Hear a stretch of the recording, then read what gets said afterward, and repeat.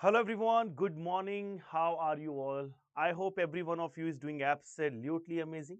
This is your chemistry expert Sanjay Arya sir, and today we'll discuss, as expected, organic chemistry. So this is the beginning of organic chemistry, everyone. We are coming with GOC, General Organic Chemistry.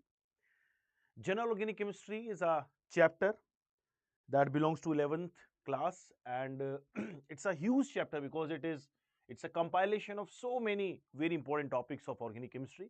So I will deal in some sort of lectures like GOC part 1, part 2, part 3, where I will cover uh, mostly introduction to the organic compound, organic chemistry, classification of organic compound, their IUPAC nomenclature, kind of electronic effect, resonance, mesomeric effect, inductive effect, their applications, stabilities of the reaction intermediates such as carbocation, carbanion, their rearrangement, carbon free radical, and then later on we also the application of application of all electronic effects such as acidic and basic strengths of organic compound, and then later on we'll come to the reaction mechanism part and isomerism.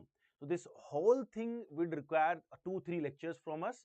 So I will deal with every day's challenges. This is our challenging day one, and believe me, right after this class you guys will be highly confident in organic chemistry as well. So we'll start this session very soon, and let's meet your chemistry expert, everyone. Yeah, good morning, J King.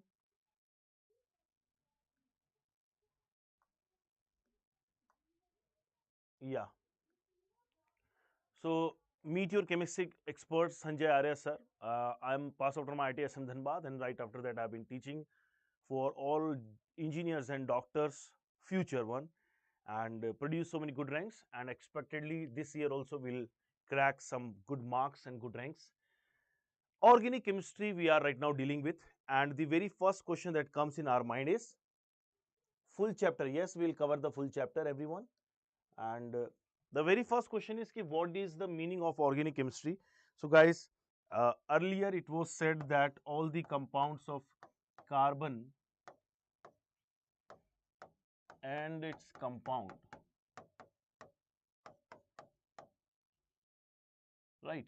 So organic chemistry is nothing but the study of organic compound. But the question is, what are organic compounds? So organic compounds are the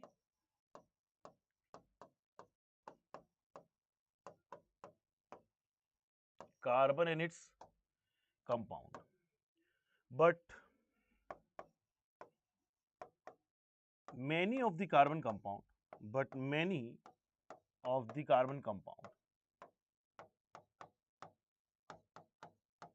many of the carbon compounds such as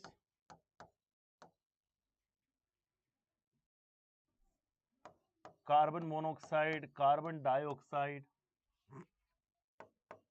metal cyanide, metal nitriles, isocyanides, metal carbides, metal cyanate, metal thiocyanates, metal carbonates, metal bicarbonates, right, etc., are inorganic in nature, are inorganic compounds. So more or less this definition doesn't work. As an older definition, we used to say that all the compound which are containing carbon and their study is called as organic chemistry.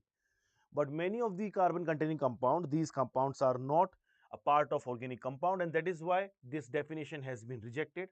And now we'll come to the modern definition by using some of the very important concepts. So this earlier definitions were given by Berzelius. Berzelius is called as the Swedish father of chemistry. So we'll take this idea like how come the modern definitions of organic chemistry came from. How did we come to this particular conclusion that organic chemistry is something which is related to hydrocarbon and its derivatives. So Berzelius in 1780 he proposed that none of the organic compound can be synthesized from an inorganic compound, and these all are obtained from the naturally occurring resources, so that they are all called as organic compound. So that is also called as the theory of vitalism, and that was given by Berzelius. But later on this theory was discarded. And why and how? Because there comes the actual father of organic chemistry. The father of chemistry is Friedrich Holler. Friedrich Holler gave his theory in 1823 by synthesizing a very important compound in laboratory itself. What did he do? He carried out an experiment.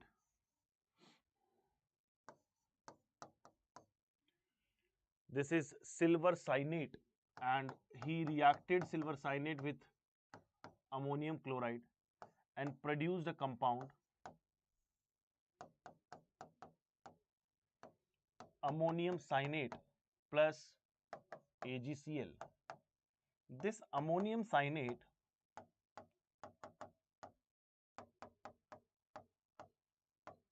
when undergoes heating up to 50 degrees Celsius,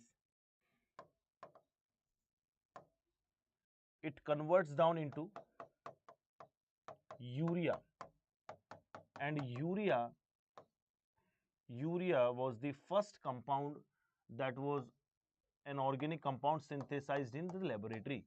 So urea is the first organic compound synthesized in the laboratory.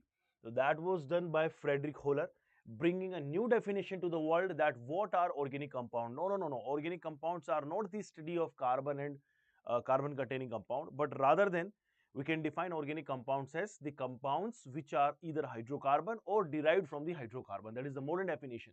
So now let us come to the modern definition, that organic chemistry is nothing but the study of organic compound. And now the question comes, what are organic compound? So organic compound could be hydrocarbon. We know hydrocarbons. Hydrocarbons are the compounds which are formed of the hydrogen and carbon only. Hydrogen and carbon only, right?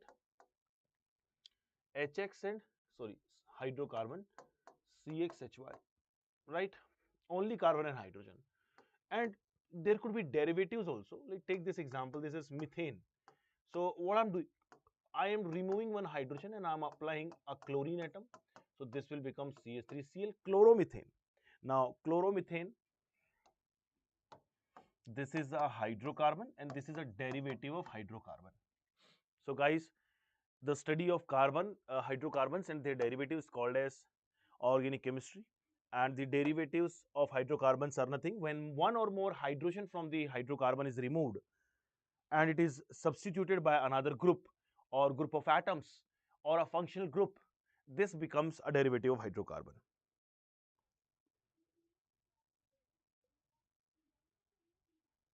Correct, correct. JEE 2026, you are going good, very good.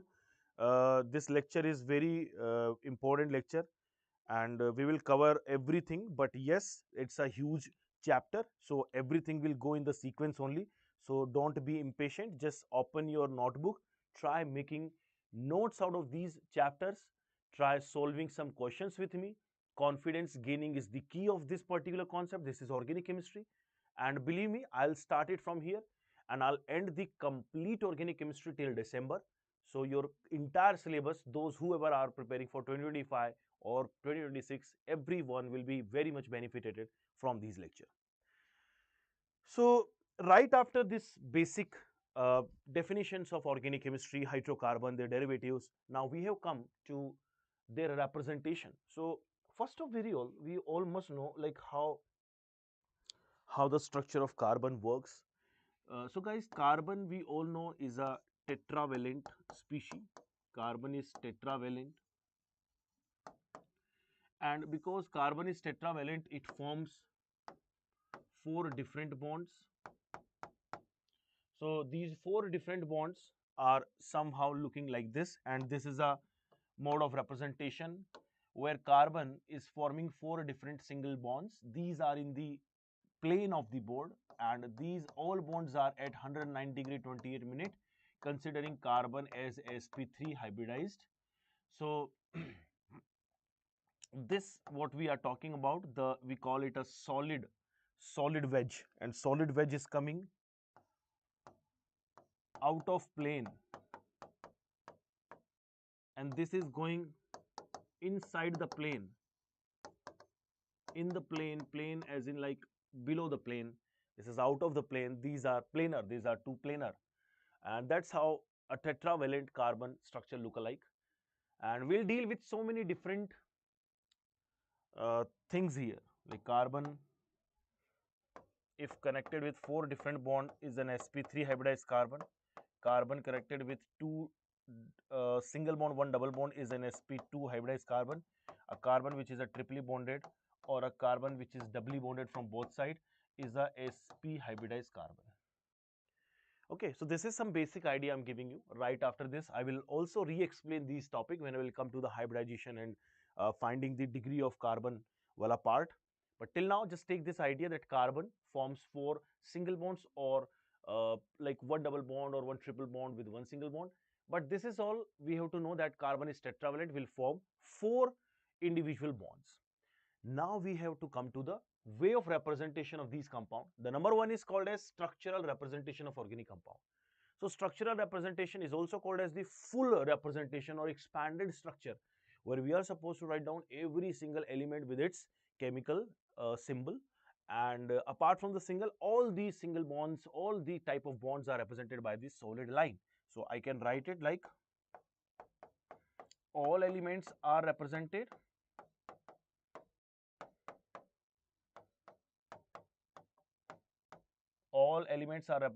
by their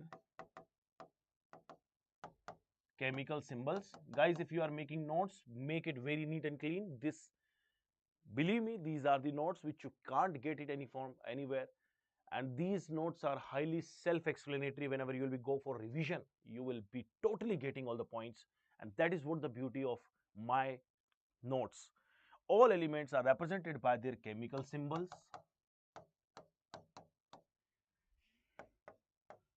All bonds are represented by solid lines. What do you mean by solid lines? These are the solid lines. These are the solid line. Okay. So now let's say if I have to give you an example and take this example. Let's say if I'm taking the example as methane, very simplest molecule, very simplest hydrocarbon, smallest hydrocarbon, methane.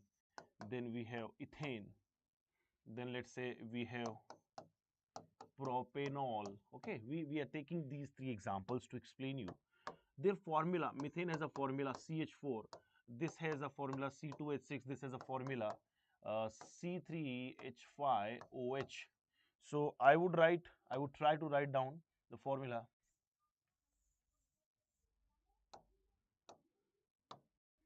H7OH. Now try writing their structure. Methane, carbon will be represented and all 4 bonds of hydrogen will be represented like this. What I'm doing is I am also writing the chemical symbol, I'm also writing the bonds. Everything has to be mentioned in writing their structural formula. We call them structural formula, we call them expanded formula, we call them the complete formula. Structural formula. Now see, check this compound C2H6. So C2H6 will be somehow 2 carbon atoms are connected with 3 hydrogen atoms each. That is ethane. Propanol, if we talk about propane, guys, 1, 2, 3, and OH will be provided like this, and this, and this, and this, and this, this, and this. Now see, every single carbon atom is attached with 4 bonds individually. And we are not just mentioning the chemical symbols, we also are mentioning the every bond present between 2 atoms. This type of representation is called a structural formula, right? Sir, tomorrow I have a mock test. It will be useful. Okay, beta, very good. All the very best, beta, for your mock test. J Jevant P. Okay, and everybody who is watching this lecture, do like the session, everyone, because now it is our class, everyone.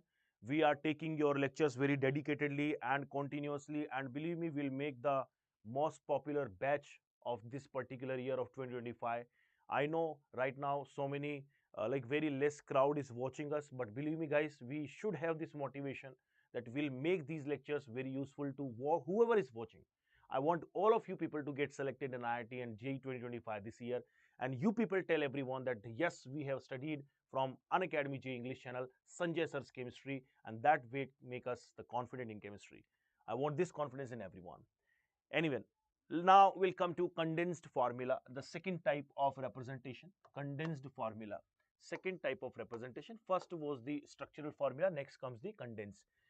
Okay, the name itself suggests that condensed means like squeezing down the size of a particular molecule. Earlier we were writing the molecules in the expanded form, where we are writing every single element along with the every bond mentioned there. Now in condensed formula, what we are gonna do, we'll squeeze the formula in such a way that we are not supposed to show them carbon hydrogen bond. Okay, so I'll simply write it. Though we will represent all the elements, so all elements represented by their chemical symbols, we will represent them by their chemical symbols. But what we will do, we will not show them carbon hydrogen bond. Okay, carbon hydrogen bond isn't shown. We need to keep the carbon hydrogen bond very you know what, we'll ignore it. We'll simply write carbon hydrogen together. Now check these examples, CH3 CH3, and also we are not showing them the carbon carbon bond also. But yeah, it matters, like wherever it's a double bond, we got to show the carbon carbon bond. So anyways, it's very subjective, guys, and it doesn't come with so many questions in the examination on the condensed formula, structural formula, because it's a very subjective term, it's a very relative term, but it's very important because in future or in the entire organic chemistry, these representations will be used repeatedly, very many times. Then we have the third representation, and the third type is called as bond line formula, BLF, bond line formula. What is the meaning of bond line? It's the most easiest way, it's the most convenient way, and believe me, it's the most, what should I say, beneficial way, because it doesn't take too much of the space writing down the molecule. So what we are going to do, every carbon atom, every carbon atom is represented every carbon atom is represented by a corner of a line, then edge or corner of a line, and no need to show hydrogen here. Do not show hydrogen, only heteroatoms.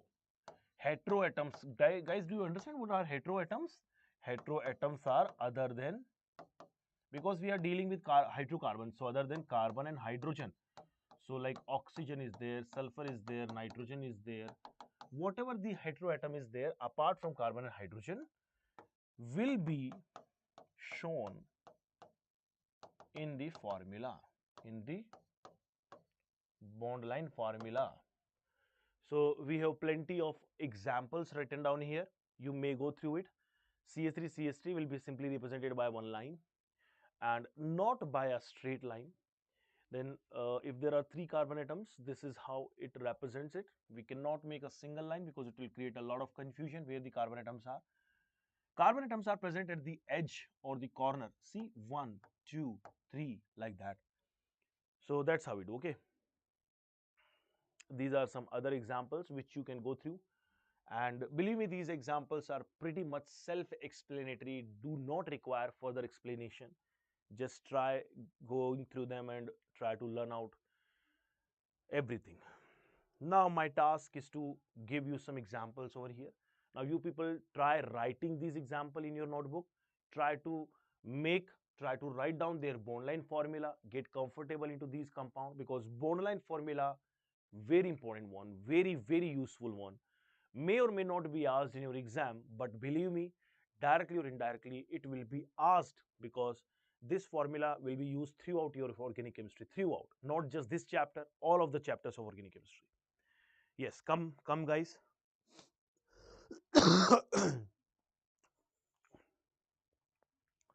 I have already explained how many sessions am I gonna to take on GOC, how many number of hours am I gonna to spend on this chapter.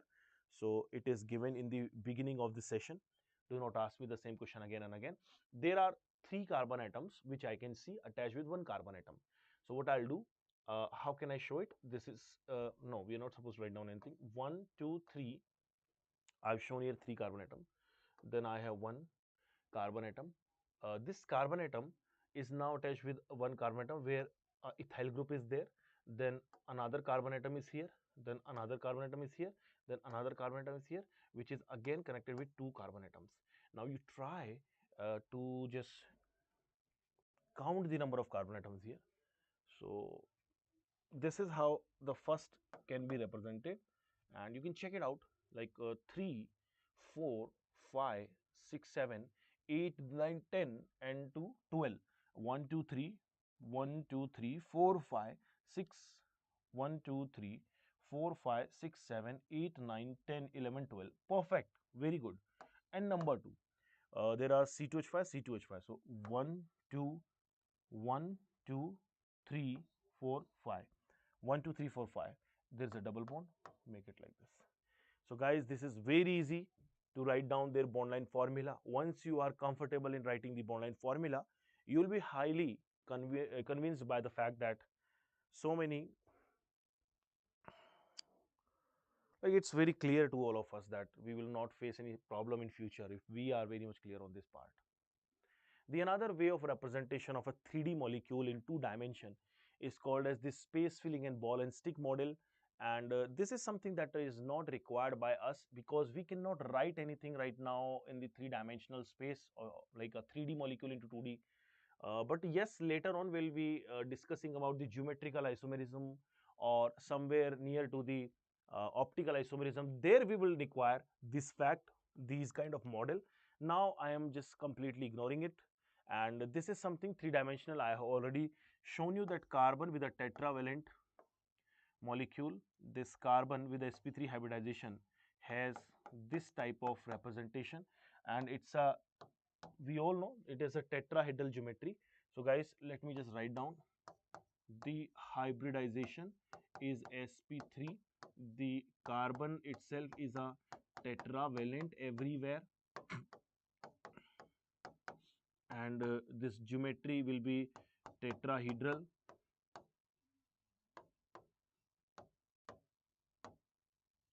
And depending upon the nature of groups, the bond angle will be reaching to 109 degree 28 minutes. It will be perfectly 109 degree 28 minutes if four identical groups are attached. If some different groups are attached, then this bond angle may change, but it's same for all the bonds which are right now seen over here. I showed you this is called as solid wedge. Solid wedge means this is coming out of plane. Guys, these two bonds are planar. Planar means they are lying with the plane. Their bond angle is 109 degree. No, let me just write it as theta. Then this something that we can see, this is called as a dash wedge. Dash wedge means it is going inside the plane, below the plane, actually below the plane level. So below oblique inside. Now try understanding this concept. This model is also called as label projection, or we also call it three-dimensional representation.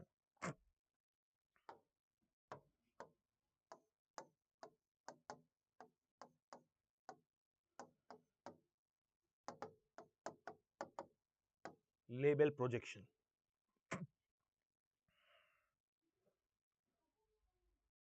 Hopefully this part is absolutely clear to all of us. If you are writing this thing down, I'm allowing you some time. Write it properly, make your notes properly, and you will be very much confident, comfortable through this particular chapter. Right after the representations of the organic compounds, there comes another important term. Ahmad, let me check. It is. You are writing this thing down. I'm allowing you some time. Great. So guys, what I'm telling you, that after representations we have another basic and very important term called as degree. So this is not a degree of unsaturation, that is a different term that we'll study later on. This is called as degree of carbon, degree of hydrogen, degree of alcohols, degree of amines, degree of this, degree of that. What is the meaning of degree? A carbon atom which itself is connected to how many number of carbon atoms? Okay, let me write it. Carbon atom attached to how many, a carbon atom attached to how many other carbon atoms. If an atom is how many other carbon atoms, okay, a carbon atom which is attached to other carbon atoms, how many other carbon atoms is called as the degree of carbon. So this could be defined in so many ways, such as primary carbon. Primary carbon means the one which is connected to one carbon, secondary means connected to two carbon, tertiary means three carbon, and to 4 degree means four carbon. And there is one more thing which is called as methane. So methane is not connected to any of the carbon. We define this carbon as either 0 degree or we call it super 1 degree. We call it super 1 degree. Chaliye. Now let's take some examples and believe me guys, this is very easy concept and I want all of you people to be very comfortable solving such questions and solving such kind of problem. See, look at this example. This example is basically, it's a bigger size molecule and its bond line formula is given to us. And in this bond line formula, we are supposed to write down the degree of carbon atom. So we need to check this thing, that this carbon is connected to no other carbon, only one, so it's a 1 degree. This is connected to two side carbon atoms because we do not show the hydrogen atom in bond line formula. Just simply write down 2 degree. It will become 3 degree. This is again 1 degree. This is 2 degree. This is a 4 degree carbon atom. This is again 1 degree. This is also 1 degree. This is a 2 degree carbon atom. It's a 3 degree. It's a 2 degree. It's a 1 degree. It's a 1 degree, and it's a 2 degree. Now check it out, everyone. Now you better try these questions by your own. You better try these questions by your own. You do not need any external help from anyone. You can do it by your own. This is very easy to define with. And believe me, those whoever are very much comfortable finding the degree of carbon, they will be highly comfortable finding the degree of hydrogen also. Because whatever the carbon atom a hydrogen is connected with will become the degree of hydrogen. See, the degree of hydrogen is the same as the carbon. But only 4 degrees is not possible. Why? Because all the bonds are now connected with carbon of a carbon atom. Carbon is a tetravalent species. Carbon is a tetravalent atom. It will be connected with 4 other carbon atoms. Then that particular carbon will be having no hydrogen. So that is why 4 degree hydrogen doesn't exist. Maximum degree for an hydrogen atom could be 3 degree. Take this example, everyone. So let us say in this example, if we got to find out the number of carbon atoms and their degrees and hydrogens also, how do we do? This is a 1 degree carbon atom. It is connected with one only. This is also 1 degree carbon atom. Terminal ones are always 1 degree. And this one is connected to 1, 2, 3, 4. It's a 4 degree or quaternary. And then this is also 1, 2, 3, three-sided. It's a 3 degree carbon atom. So we have got 1 degree, 2 degree, 3 degree, everything in the terms of carbon atom. Now do one thing, try find out the degree of hydrogen atoms also. So let's say somebody is asking me how many number of 1 degree hydrogens are there. We all know 1 degree hydrogen atoms are the one which are connected with a 1 degree carbon atom. Now let us think about it. If one carbon atom is connected with another one carbon atom, rest 3 of the valencies will be fulfilled by hydrogen. That means every 1 degree carbon atom will be having 3 hydrogen atom on it, and these 3 hydrogen atom will be 1 degree. So that is how we define 1 degree carbon atom. 1 degree carbon atoms multiplied by 3. So how many 1 degree carbon atoms can you see? 1, 2, 3, 4, 5. So 5 into 3, it will become 15. See how easily we can find out. Now tell me how many 2 degree hydrogen atoms are there. So same 2 degree carbon atoms multiplied by 2, because a 2 degree carbon atom will be connected with 2 carbon atoms and 2 hydrogen atom. So 2 multiplied by number of 2 degree. Since here is no 2 degree carbon atom, secondary carbon is not here, the answer will come up as 0. Tell me how many 3 degree hydrogens are here. 3 degree means the number of hydrogen atoms which are connected to 3 degree carbon. If some carbon is 3 degree, everyone, then definitely it is having only one valency vacant for hydrogen. So one only hydrogen will be connected to a 3-degree carbon atom, because rest three valencies are occupied by the other three carbon atoms. So we will simply write down one 3-degree carbon atom multiplied by 1 is equals to 1. So guys, that is how we define it. And 4-degree hydrogen atom has no sense, because all the 4 bonds of carbon are right now connected with the other carbon atom. So you cannot connect a hydrogen with that. So Ayan is asking me, why are you teaching in English? Ayan, look at the name of this channel. Ayan, please. That's funny, Ayan. Don't ask such stupid questions. This is Unacademy JEE English, dude. And guys, believe me or not, like, this is a message to every one of you, whoever are asking me, why am I teaching here in English? Although I was teaching earlier in English also on a very big channel. So guys, this is the fact that your future studies, if you are gonna to be an engineer or a doctor, your future studies are gonna to be held in English only. Whatever the book you will study in your higher education will be in English only.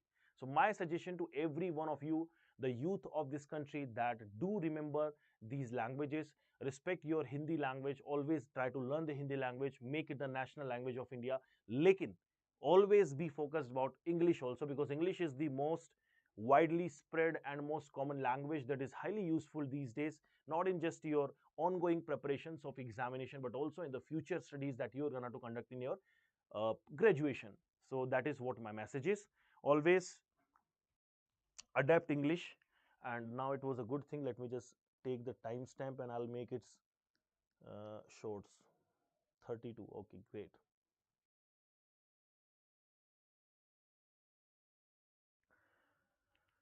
So then comes the degree of alcohol, and very much similar to the degree of hydrogen, the degree of carbon attached OH group with a carbon atom which is connected to the OH group or the alcohol group. So whatever the degree of carbon is there, that will be the degree of the alcohol also. Take this example.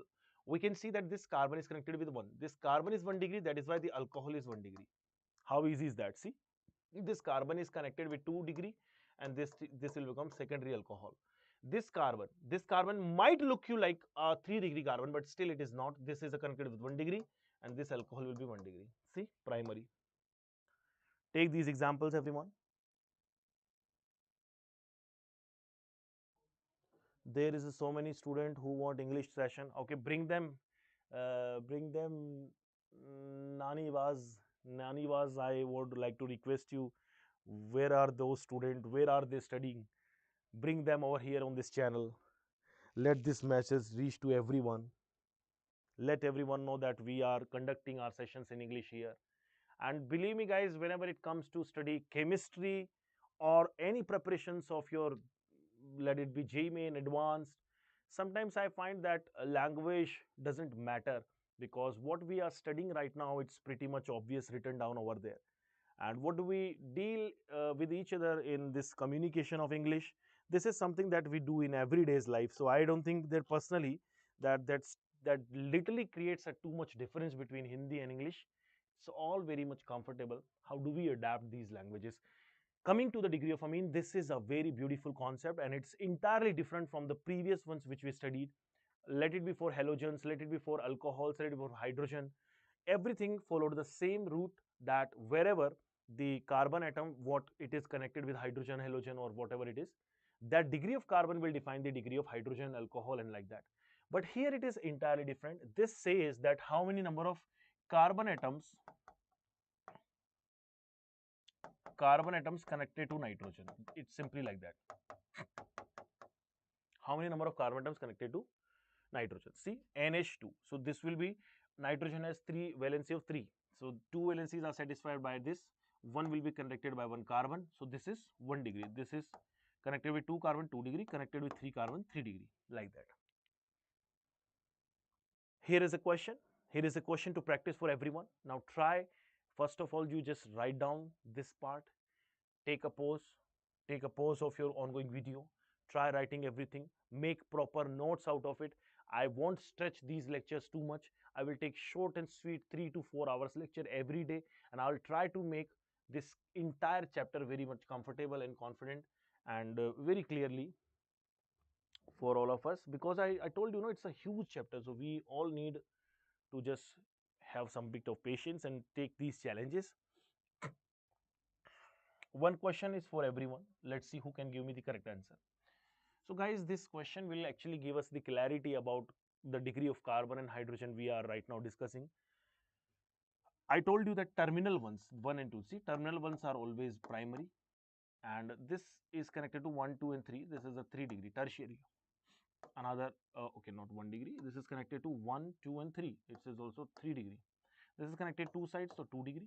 This is also 2 degree. And this one is actually 3 degree because this is connected to 1, 2, 3 sides. This is a 4 degree.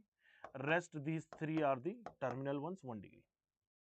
So I already have this idea of how many number of uh, degree of carbon atoms are present. Like 1 degree are how many? 1, 2, 3, 4 and 5. So 5 1 degree carbon atoms are here. 2 degree, how many 2 degree? 2, 1 and 2. So these are 2. How many 3 degree can you see? 1, 2 and 3. 4 degree, there is only 1. So based upon the degree of carbon, we can define the degree of hydrogens also.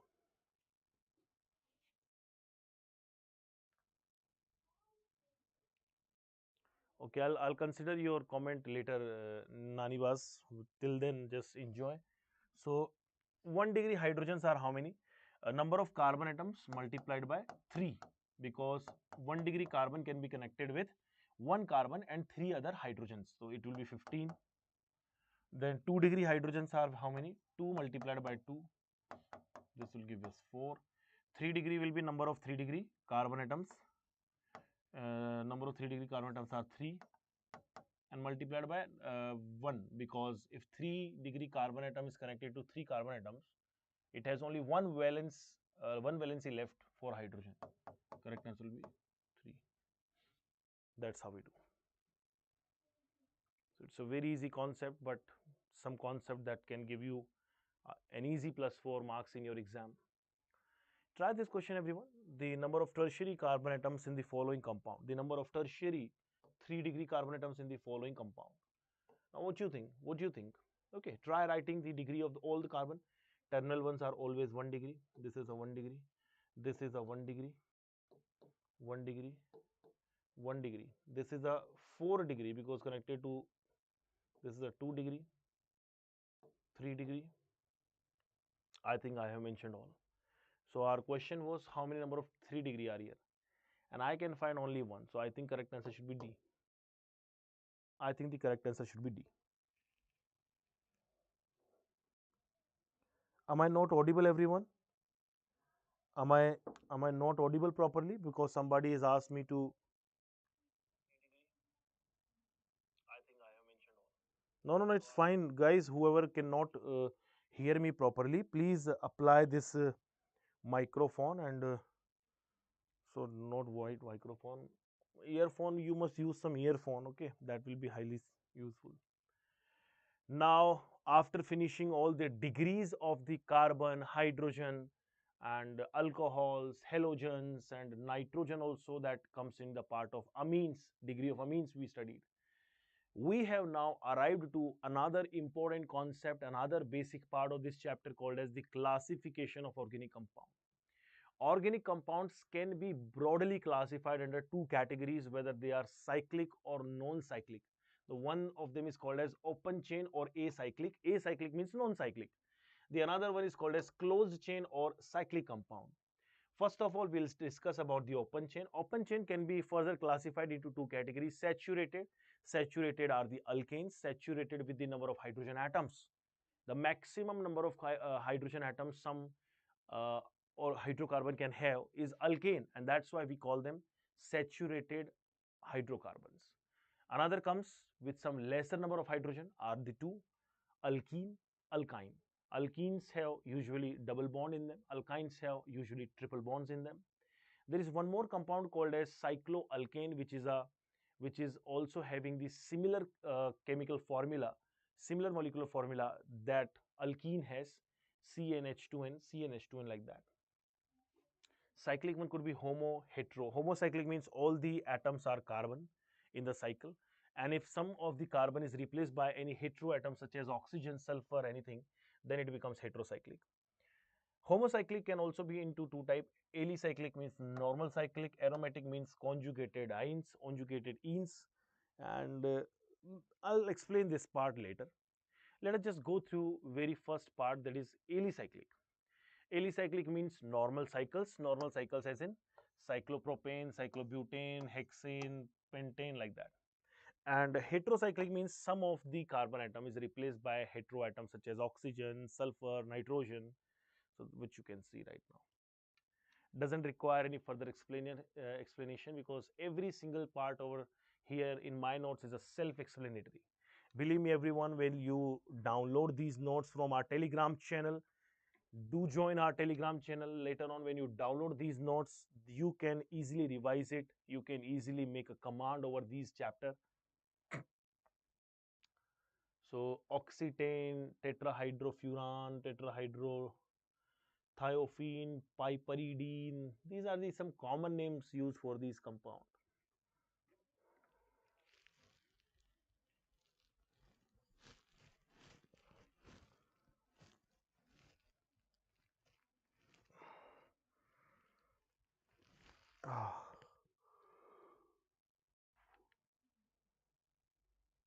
Then we have classification in the terms of aromatic compound.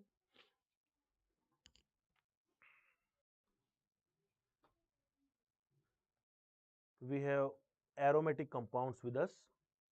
So aromatic compounds is a different category of compound which are highly stable, which have some sort of structure in them. Cyclic, planar, conjugation is there, and also follow 4n plus 2 pi electron in conjugation.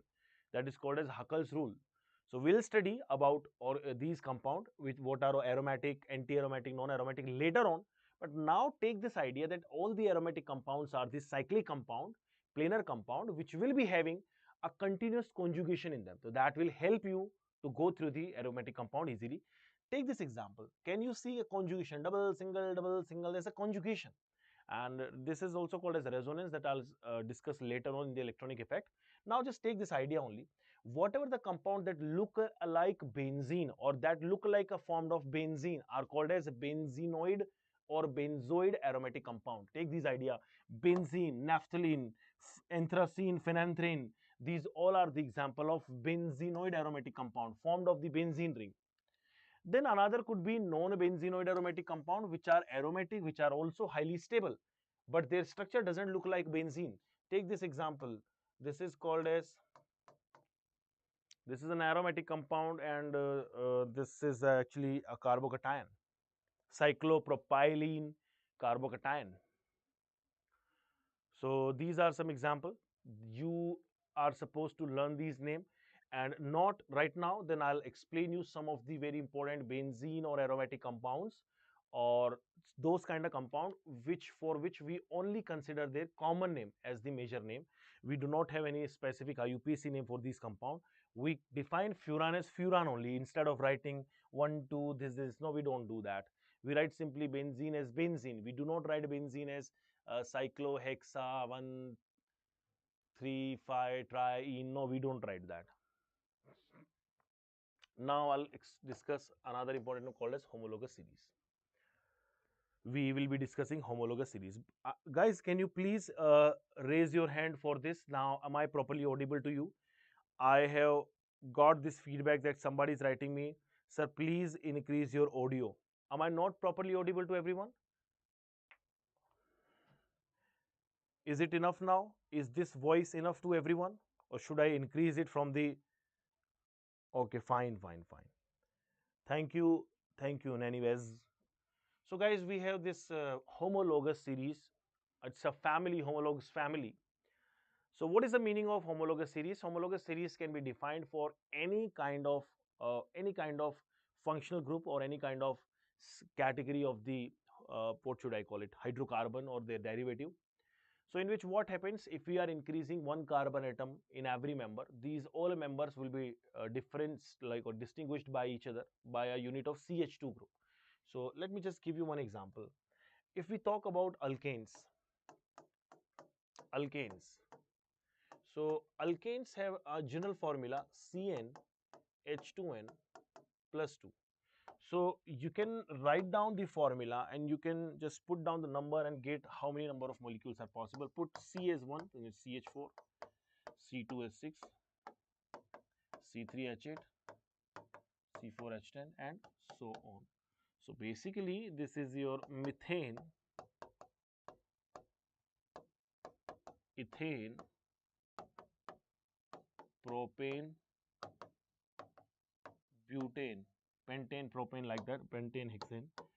But the thing is that these three are difference of CH2. This will be having a difference of CH2. This will be having a difference of CH2 and like that. So every unit is differentiating to another one or successive one by a unit of CH2. That is the beauty of alkane. And take this example of alkenes also. The similar thing will be observed in alkenes also. Alkenes are one of the hydrocarbon with their general formula CnH2n, and in alkene also, if you observe, the smallest member is actually C2H4, because the double bond can be formed between two carbon atoms only. The two carbon atom minimum have to taken. Then we have C3H6, C4H8, C5H10, C6H12 and so on. So this is your ethene, propene, butene, pentene, hexene, heptene, like that. Now you check out the differences between these two molecules. CH2 group. Difference between these two is another CH2 group. Difference between these two is another CH2 group. And difference between these two also another CH2 group. So that is what the beauty of this concept, that every single member, every successive member of an homologous series is differentiated by CH2 group. Higher will be having plus 14 unified mass higher than the previous one.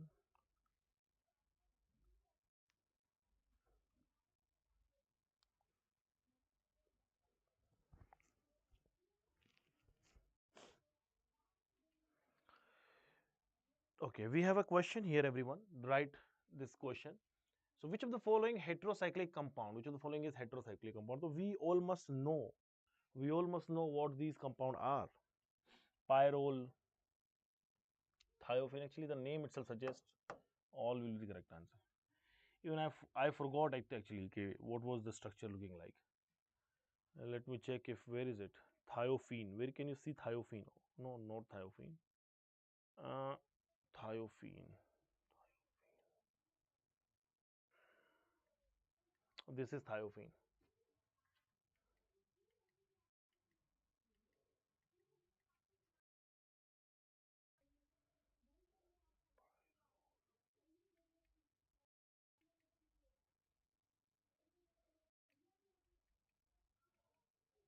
Okay, so not a problem. Thiophene.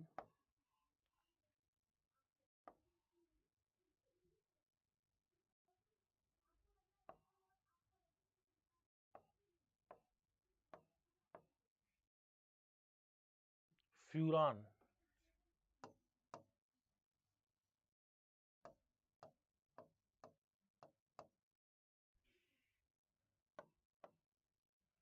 Pyrrole.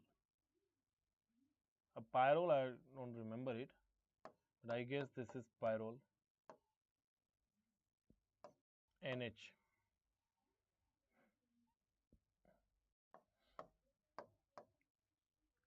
So all are containing atoms other than carbon and hydrogen. All is the correct answer. Next question is, the following molecules are the example of aliphatic, no aliphatic, they are not aliphatic open chain, they are closed chain. Benzenoid aromatic, correct. Non-benzenoid, no, all are looking like benzene only. And alicyclic, correct. Only the correct answer is option number 2.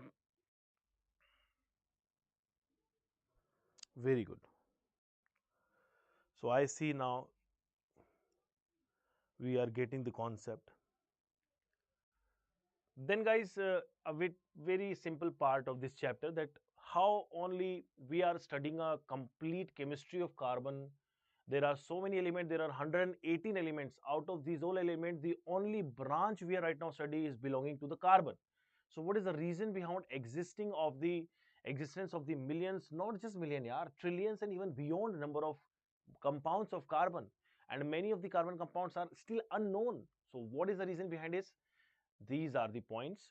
Tetravalency means their valency is 4. Carbon has a small size, due to which, as we have studied in valence bond theory also and so many other theories, that smaller size atom can easily combine with others, and that is why majority of the compounds in this universe are made up of carbon, oxygen, nitrogen, like that. Then tendency to form multiple bond. As we all know, carbon is not just tetravalent, it can also form single bond, double bond, triple bond, and this flexibility of carbon of making bonds makes the carbon most existing into the compounds. Catenation is a property of self-linkage, which is maximum for carbon. Carbon shows the maximum property of catenation, followed by sulfur, followed by phosphorus, followed by oxygen, followed by nitrogen, etc. So this is the order of catenation. Allotropes, carbon exists into so many allotropic forms: graphite, diamond, fullerene, and then there are some non crystalline forms also, such as tar, charcoal, wood charcoal, coke, coal, like that. And isomerism is something that we'll study later on. Isomerism is the property of existence of a compound, of many compounds having same molecular formula but different properties. This is called as isomerism. Now I'll discuss about hybridization, some percentage S character, blah blah blah and all, but it would require me a moment here. I'll explain you how do you find the hybridization of compound in a given hybridization of a carbon atom in given compound. So guys, number one is called as sp3 hybridization, or let's say carbon atom which is connected to 4 different atoms. Now check it out everyone, 4 different atoms. The hybridization will be sp3. Geometry is called as tetrahedral. This might not be looking like tetrahedral, but yes, the geometry is tetrahedral. The bond angle theta is actually 109 degree 28 minute, and that's it. Percentage S character is how much? sp3, total 4 orbitals are there, 1s 3p, 1 by 4 into 100, 25%. Number 2 is actually a doubly bonded carbon with 2 single bonds, is a sp2 hybridized carbon. The geometry is planar, so it's called as trigonal planar.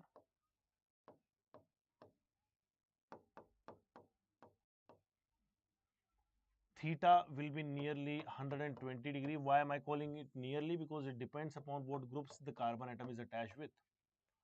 Percentage S character will be how much? 1 by 3 into 100, 33.33%. Then we have third one.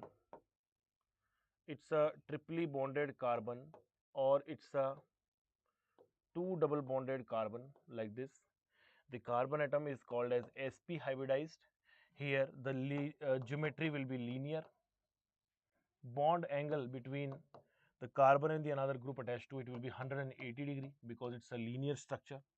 And percentage S character will become 1 by 2 into 100, that is 50%. Take the idea and then we'll come to solving some questions.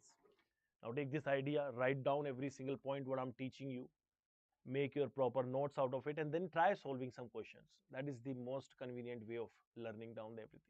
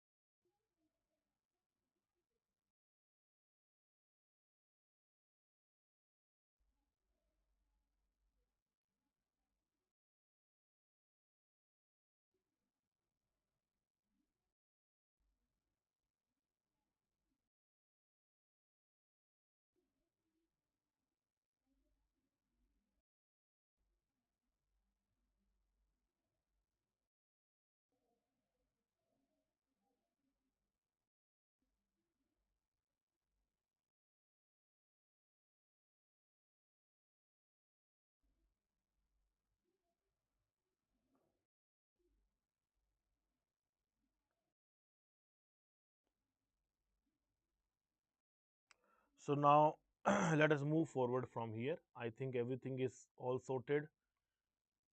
Everything is well under control. Everything is well understand.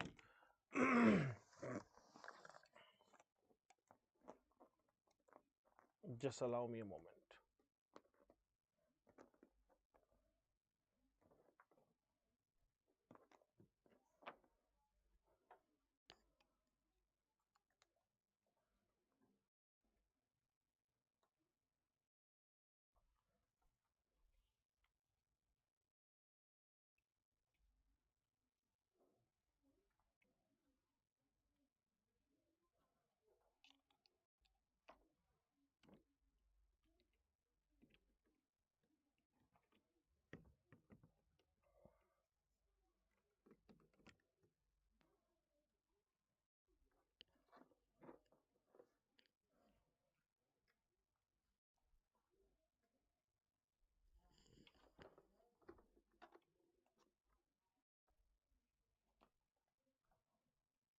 अरे यार कहाँ कहाँ फंस गए.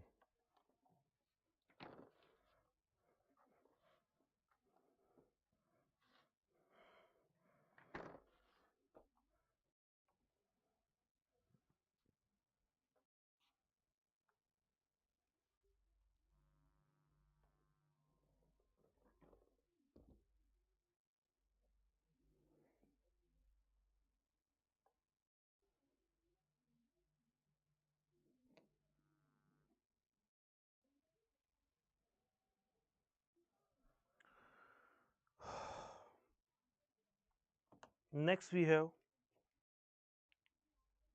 one question.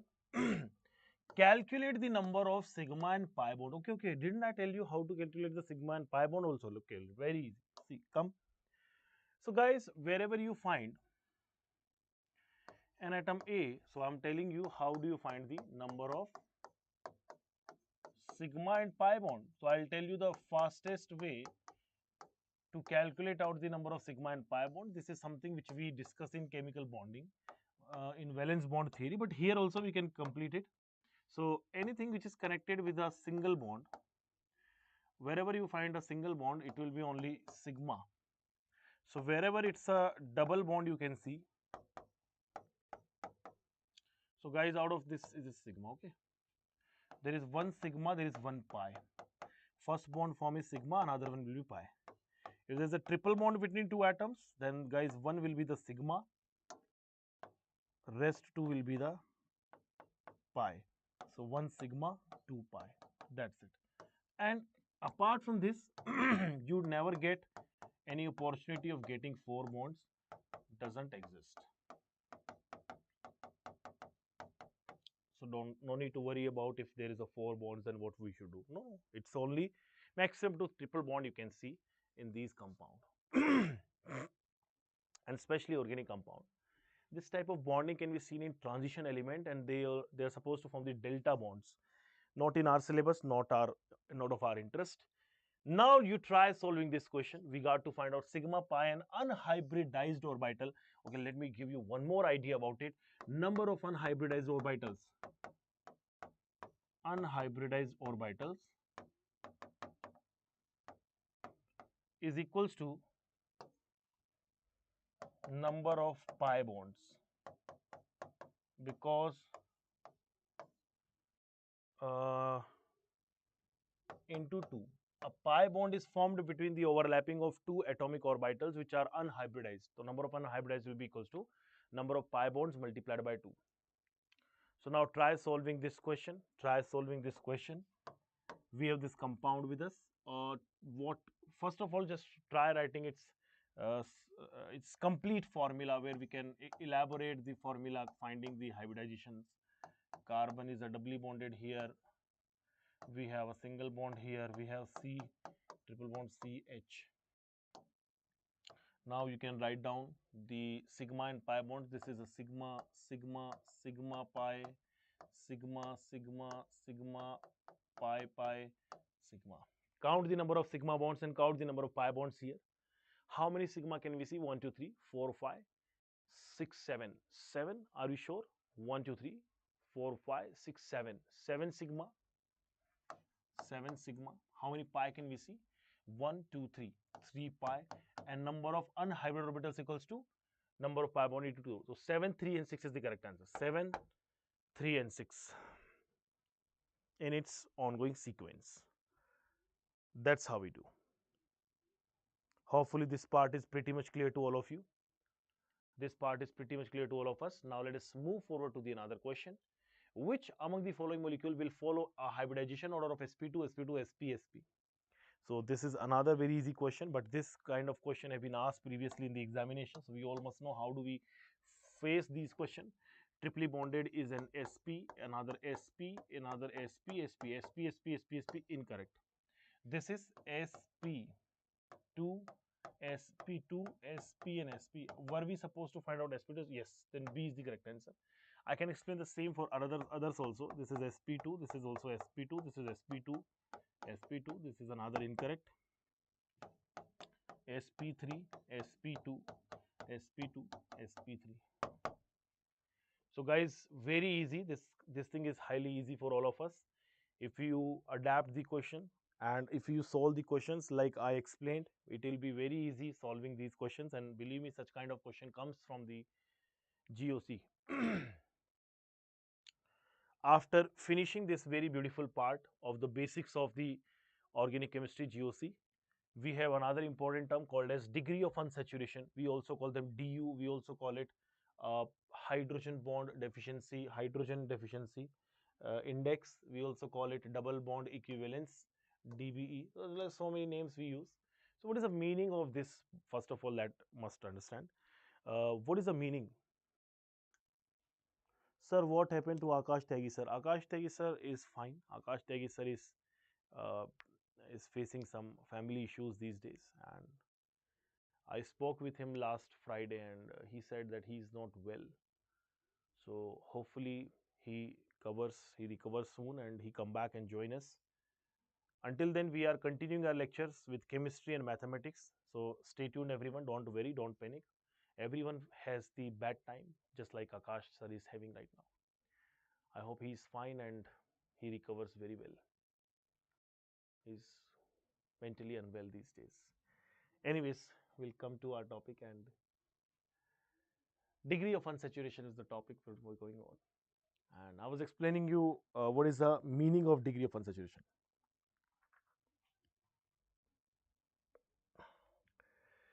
So guys, let us take the example of this molecule, CH2 double bond CH2. Let us say this is 1 mole. So this 1 mole requires how many moles of hydrogen to get converted into saturated compound? This is a saturated compound. This is also 1 mole. So 1 mole of some compound requires how many moles is called as degree of unsaturation. So 1 mole. So this degree is 1. Is it understood to everyone?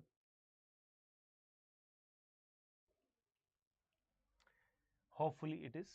Let us take another example of cyclobutane. Cyclobutane has a formula C4H8, and we all know that if we provide it hydrogen, then it will be converted then down into open chain 1, 2, 3, 4, right?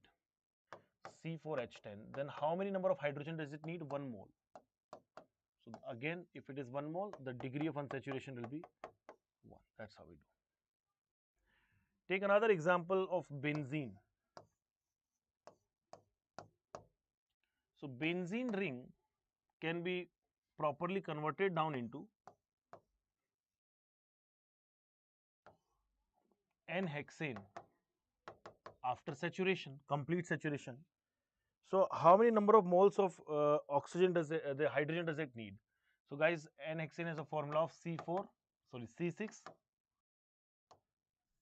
C6H14, and the formula of right now is C6H6. So how many hydrogen does it need? Difference 8. So 8 hydrogen means 4 H2. It needs H2. How many moles does it need? H2, 4 moles. If it need 4 moles, then its degree of unsaturation will be how much? 4. So that is how we can predict out very easily like what is the degree of unsaturation for a compound. Sir, you forgot. No, I didn't forget it. Actually, you all know that in our previous session of coordination compound, some technical glitch happened. This all went off, and that is why we couldn't upload it. But don't worry, I have its backup. I will plan it, and believe me, it's my promise. I'll send you thermochemistry and coordination compound and this GOC today itself at the end of the day on our Telegram channel. Just stay tuned. Don't panic, guys. But thank you for reminding me. Is this part very much clear to all of you that how many number of hydrogen moles are required for a compound to make it completely saturated is called as the degree of unsaturation. There is a mathematical formula also, everyone. There is a mathematical formula that we also can use. So what is that mathematical formula? I'll teach you two parts here. So one is the mathematical formula.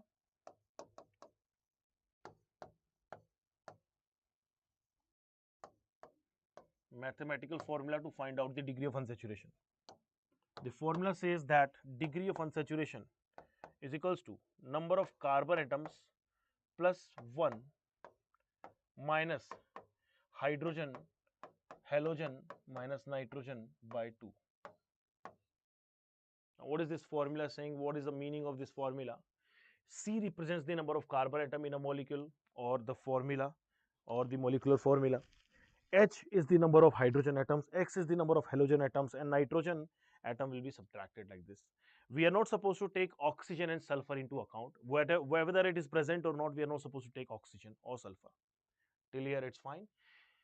Another shortcut that I want to teach you is this, that whenever you find a cycle somewhere, the degree will be equals to 1. Any kind of double bond is there, one double bond is there, degree of unsaturation will be 1. Any kind of one triple bond is there, then degree of unsaturation will be 2.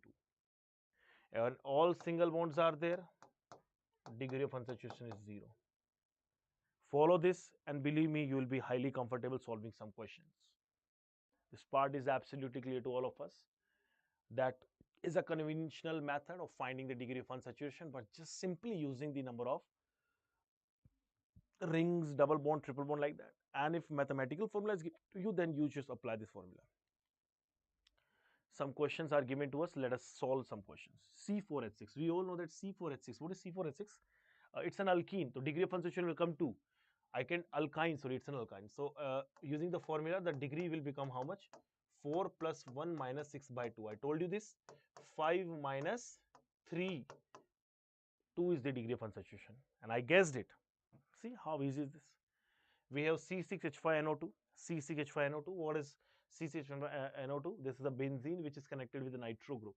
But still we can just use the formula. Number of carbon atoms are how many? 6 plus 1 minus how many hydrogen can you see? 5 minus nitrogen 1 upon 2. We are not supposed to write down the number of oxygen atom. So simply it will become what? 7 minus 2, 5. Anyways, there is one more thing you can identify the structure. 1 double bond, 2, 3. 3 plus 1 ring, 4 is the degree of unsaturation. Then 1 double bond will be seen over here. And the degree of unsaturation is still 5.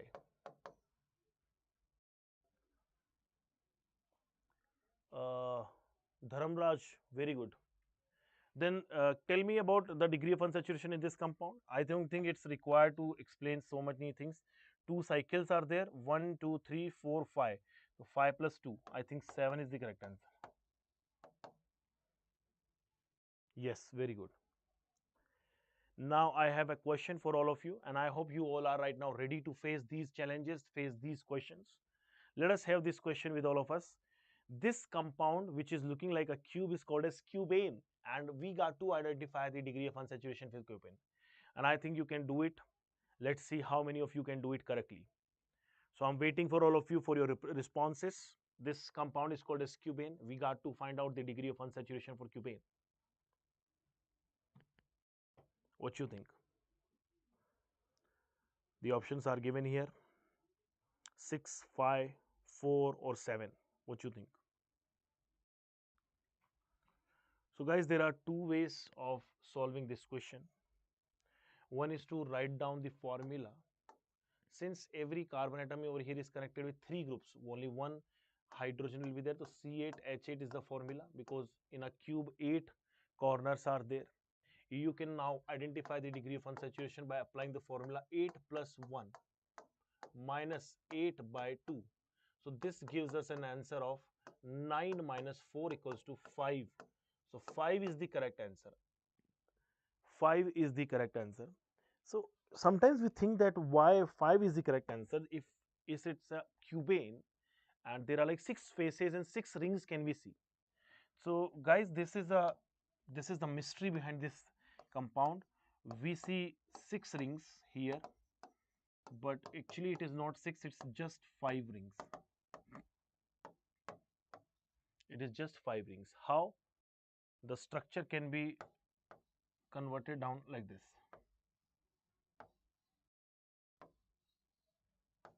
Now tell me how many rings can you see? 5. 1, 2, 3, 4, 5. Just fold it and you will get the cubane. So I personally like this question, and hopefully you people have understood the concept I'm trying to explain. And with this we end with the degree of unsaturation. See how fast and how efficiently we are going. So we are not in the rush of anything, finishing something very fastly. No, we are simply finishing the basic topics of this chapter, which is a highly important, which will be needed right now or coming with the time when you will be studying isomerism. It will be highly important because in isomerism all the isomers have same degree of unsaturation because their molecular formula is the same. So that will help us to identify the nature of compounds. Finally, I have come to the most important part, the chapter which is entirely based upon the IUPAC nomenclature. It's a huge topic. I will try to explain in the short and most easiest form. This topic is called as IUPAC nomenclature, and before writing the nomenclature, I would like to explain you one question. One question I'll take, then you will understand what part does this question need, what we have to learn about this particular chapter, and how do we proceed with naming of a compound. So guys, what do we do? Initially we identify a functional group which is called as PFG, principal functional group. We call them principal functional group. All the functional group apart from this will become what? Substituent. Any functional group which is apart from the principal functional group will become substituent. This is also substituent, ethyl. So now the thing starts is numbering the particular compound, numbering the main chain, identify the main chain. Main chain can be this only, because if it is a part of the main chain, it will be having 1 carbon atom only, and if it is the part, it will be having 6 carbon atom. Principal functional group must get the highest priority, number 1. Next priority is given to the multiple bonds, 3, 4, 5, 6. This is the numbering of the compound that we have done. Now using this numbering, we are going to name this compound. So we have 2 ethyl here, we have 4 hydroxy. E comes first, then H. So we'll write 2 ethyl, 4 hydroxy. What is this chain all about? Cyclic. So we'll write cyclo. How many atoms? 6. So I will write cyclo hex. Where is the double bond? 2. Cyclohex 2-ene. Where is the carboxylic acid group? 1. So 1 carboxylic acid. So believe me guys, this compound, this naming contains all the part which are highly important to us to learn about. This is a complete package we can see. So what does this involve? So initially it involves the naming of the substituent. Can you see the naming of substituent? This is called as secondary prefix, SP. Then we have this term cyclo, called as primary prefix. We have hex, number of carbon atoms in the chain, called as word root. We have ene, ene is called as the primary suffix. And then finally we have carboxylic acid, which is called as the secondary suffix.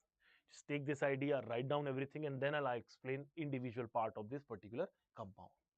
First you note down this completely, what we have done with this compound, what is the meaning of secondary prefix, primary prefix, word root, primary suffix, secondary suffix. Once you get through it, and then I'll explain every single point involved in the naming of the IUPAC nomenclature.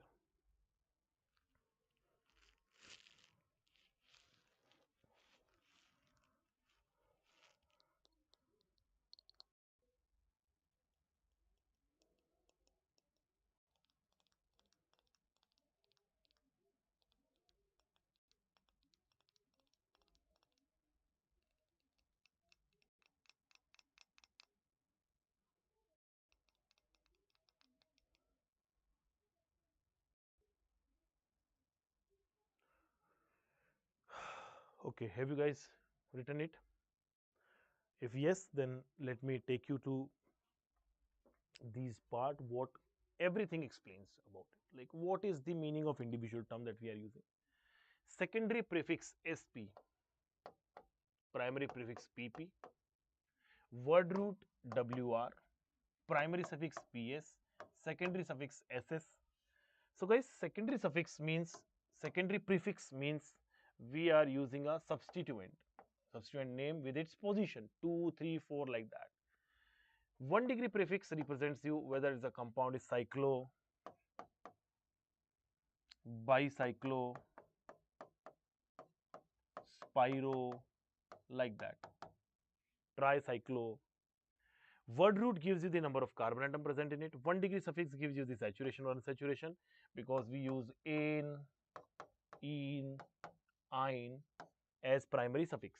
And secondary suffix gives you the functional group, final functional group of the principal functional group.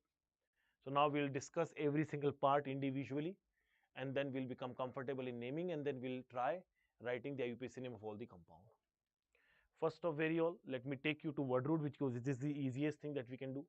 Easiest thing, word root represents what? Number of carbon atoms in principal chain. Principal chain is the one that contains the maximum number of carbon atoms with lowest priorities, lowest numbers on the functional group, multiple bond and substituent like that.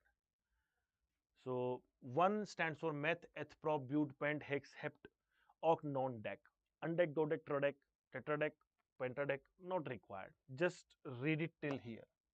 From here to here, that is what it needed. 1 to 10 number of atoms, we must know how to name them. Rest is not required, rest is unnecessary. Clear everyone?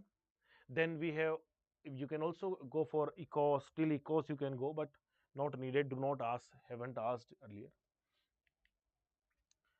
We have another thing, secondary prefix sp. Sp represents, as I told you, the secondary prefix actually represents the substituent part, and there will be so many substituent and we need to write down their names. So guys, R stands for alkyl. We got to write down 3 alkyl, 4 alkyl. Alkyl means methyl, ethyl, propyl, butyl, some part of the carbon chain. OR. See, this is the beauty of this concept, and I want every one of you to know this concept. This is the concept that I use it, and I every time get the success. Guys, whenever this kind of group is given to everywhere, see, OR. So OR, whatever it is ending with something, that will come first of writing. This is alkane or alk, and then O stands for oxy. So it will become what? Alkoxy. Alkoxy. Take this example. Take these two examples. How do we write them? This is directly connected with the chain and it ends with CH3. So it will become methyl will come first, and then comes amino, methyl amino. Then this is group amino and this is methyl. So it will become amino methyl. So that is how we used. Okay. RS, thioalkoxy, or we can simply write mercapto.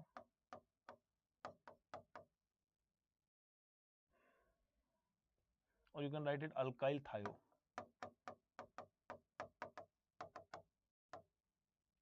OAC, acid group is there, acetoxy. OAC, how does it look like? OC double bond O, CH3. This is OAC. NH2 is group is somewhere. We write amino, nitro, nitroso, azo, alkyl, again it has come. ONO, O, something is connected to O, we write it nitro O, nitro O. OH,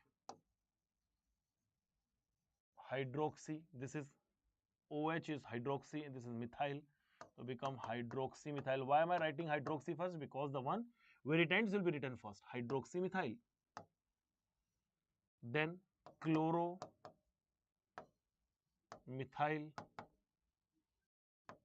chloromethyl, benzoyl oxy is oxygen with benzoyl group. So this is somehow it look like this, oxygen, then C double bond O and pH bole to benzene. Then we have acetyl group, this is simply acetyl group, C double bond O CH3, and formyl methyl. So formyl methyl means C double bond O is group is called as formyl, okay, CH2 C double bond O H, formyl group methyl. That's how we write.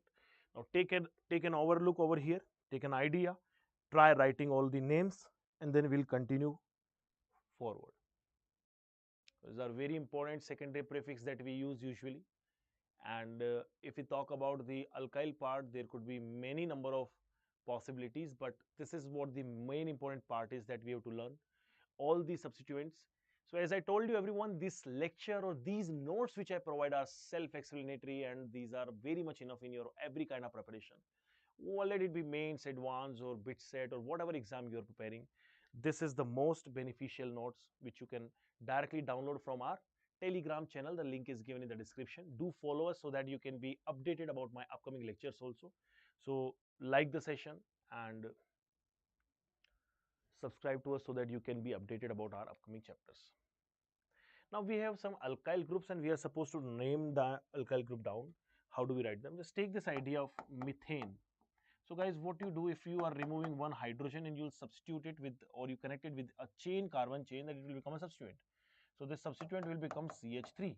Why? After removal of one hydrogen, it will become CH3 with one incomplete valency. It can be connected to any of the carbon chain. This is called as methane.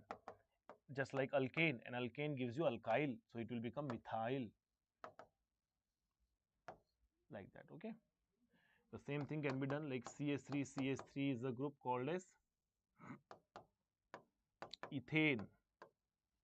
Remove one hydrogen, it will become CH3 CH2, ethyl.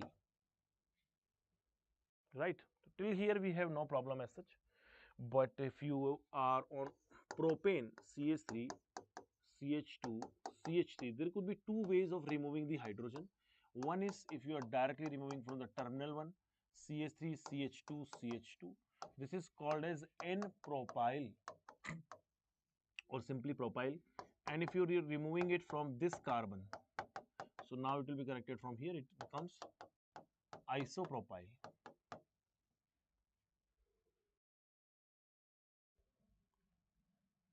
Next one is butane, CH3. Okay, this was propane. This is butane. So in the butane, if we remove hydrogen, let's say first hydrogen is removed from here, it becomes, it is called as N-butyl.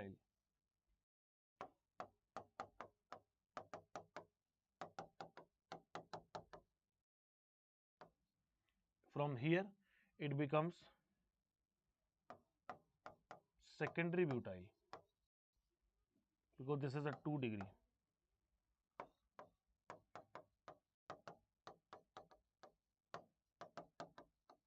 If it becomes like this is how it becomes isobutyl. It becomes isobutyl. There is one more possibility, that if CH3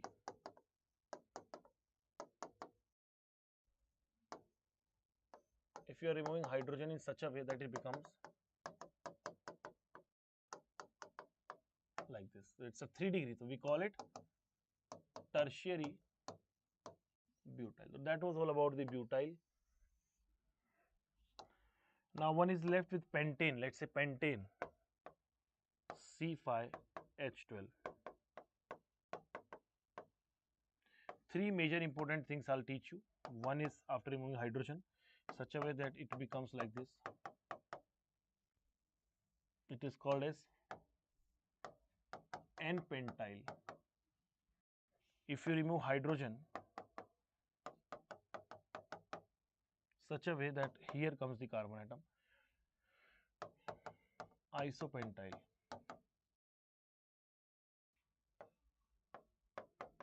Remove hydrogen in such a way becomes neopentyl. And rest in the all other cases we have to use modern way of IUPAC nomenclature, right? Not in case of other complex side chains oblique substituent. What we have to do? We use modern way of naming. What is that modern way of naming? Let us suppose this is the molecule that we are going to use, and here it is attached with, let's say this is something that we are using, okay? Oh, let's say like this. So you are supposed to name this part as 1 dash, 2 dash, 3 dash, 4 dash. How are we going to name it? 3 dash comma 3 dash, 3 dash comma 3 dash dimethyl metethprobute butyl. So guys, this is how we name it. This is the modern way of naming, and this is applicable for all, even the one which we have till now discussed, even the one which we have just discussed, like tertiary butyl, secondary butyl. Even with that also we can apply the part, because that part that we are using as alkyl, that is it's a common name which we are following, है ना?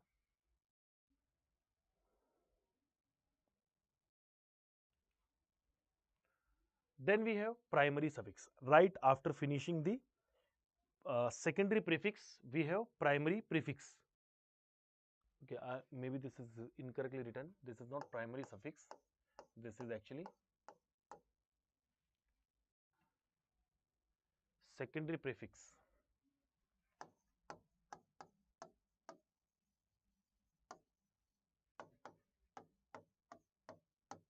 This is actually secondary prefix. Secondary prefix is what? Nature of the parent chain is given and we are supposed to name it. So acyclic, we do not use anything. Cyclic, we use cyclo. Bicyclic, we use bicyclo. Tricyclic, tricyclo. Spiro, spiro. This is something that we'll cover later, not right now. Not required now. May discuss later. No? We'll discuss. I'll make a video on it, like how do we name this spiro and bicyclo. Rest we don't need it right now. Then comes primary suffix, we call them PS. Primary suffix comes right after word root, and word root is already covered from us, so that is why we have directly jumped to primary suffix. So how are we going to name the primary suffix? If only single bonds are there, then alkane, alkane, alkene, alkyne, diene, diene, enine, because alkene and alkyne both are there. So this is how we use them. Just go through it, learn it, remember it. Sir, voice is low. Are you sure my voice is low? Hello, hello.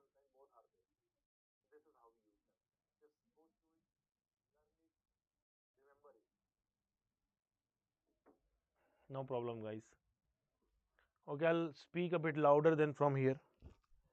I have no clue why the voice is not coming well. This was primary suffix. Okay.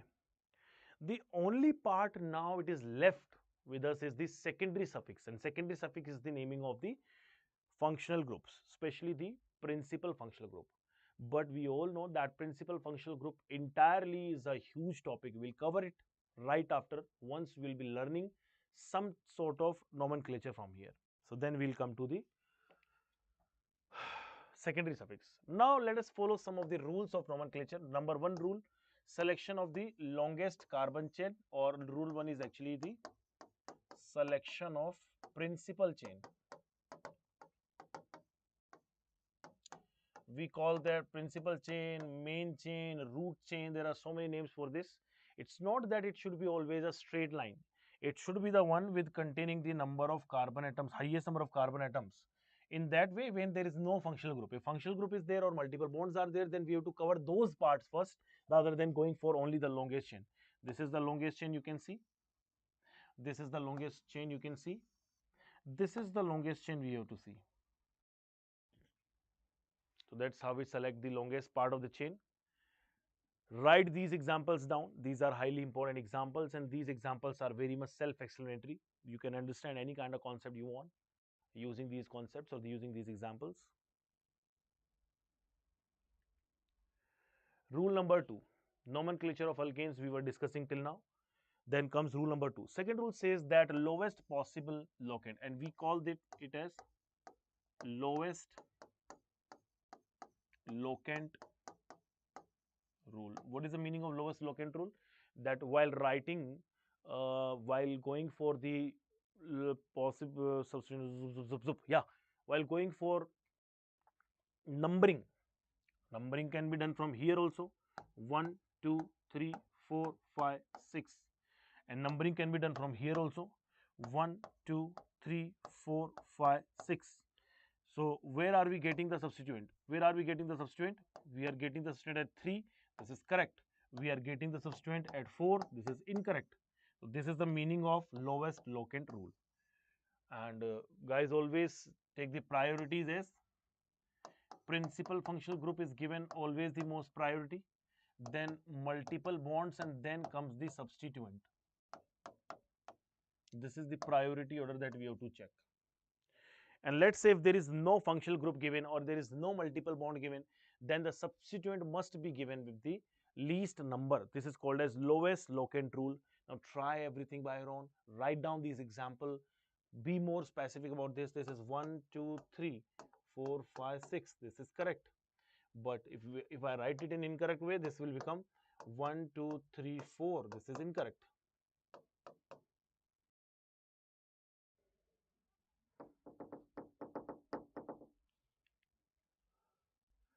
Next is lowest possible number to the locant. Again, it's the same thing that we are doing. Let's move forward. And then we have, let's say if you are getting a tie between two. Let's say we are getting a tie between two. The tie between two means, let's say from here. So guys, you need to do what? Just try putting the number. See, here you get on 2 plus 4 plus 5. How much the sum comes? 4 plus 6 plus 5, 11. Do the same for another one. We are getting it on 2 plus 3 plus 5. Number is 5 plus 8 plus 10. This wins, this loses. It's the lowest locant rule. So wherever you find there is a tie of a substituent where we are getting the first thing on the same only, and let's say even from going from here it is also coming for second, here also it is coming on second. So in that way you need to just write down wherever the substituents are coming, just count them. Whichever the number is coming smaller, that will be the lowest locant rule followed. So that is what we need to follow. Sir, your voice is very low. What is it wrong with everyone? I can hear me here. Just write down wherever the substituents are coming, just count them. Whichever. Sir, your voice is very low. What? I can hear it very well, everyone. Not a problem, everyone. Okay, we keep on liking the session anyways. And I don't know how to increase because it's the maximum voice I'm listening. And we can't raise the voice from here.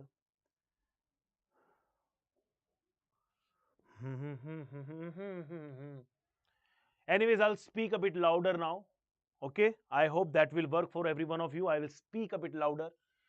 We have covered till rule number 2. There we have rule number 3. Rule number 3 says that the substituent or the locants are arranged in alphabetically. Let us suppose that if we are getting this system where this is also coming from 1 or 2, 3, 4, 5, and if we are going from here 1, 2, 3, 4, 5, then which one should follow? This one will be followed and this one will not be followed. And why is it so? That I'll explain you. This is not. Why? Because this comes 2 chloro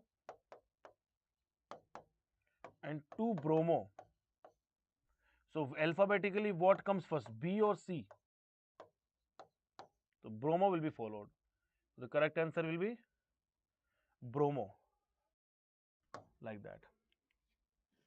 Rule number 4 says that if on the either of the direction there is the same number of locant, the numbering will be done on the basis of alphabetical order. Okay, that is the one which we have covered. Okay, you just read it. This is self-explanatory. I think it is the problem of Mike, but bache, there is nothing in my hand. I can't do anything. It is Sunday and we have not, we don't have any like technical staff with us, technical department with us today to solve the problem with. So it's me only who can resolve the issue. If you want me to speak louder, I may speak louder. This will literally exhaust me, but I am ready to get exhausted. Anyways, rule number 5. What does rule number 5 say? Rule number 5 says that if there is a presence of two same carbon atom, the chain will be having many maximum number of substituents that will be followed. If we are having a tie on the number of carbon atoms, see here how many substituent can then only one substituent. Discarded. Here are two substituent. Two substituents are selected, and the carbon atoms are the same only both the chain. So that's it. Now you try solving some problems by your own. I'll explain writing down. Till now, whatever the compound we are right now writing down about, these all do not have principal functional group. Once the principal functional group will come, then everything will be changed. Some rules will be, or mostly of the rules will remain the same. Only the additional rule will be there related to the principal functional group. Now you try solving these two questions and then see. Let's see who can do this. Who has got comfortable into this?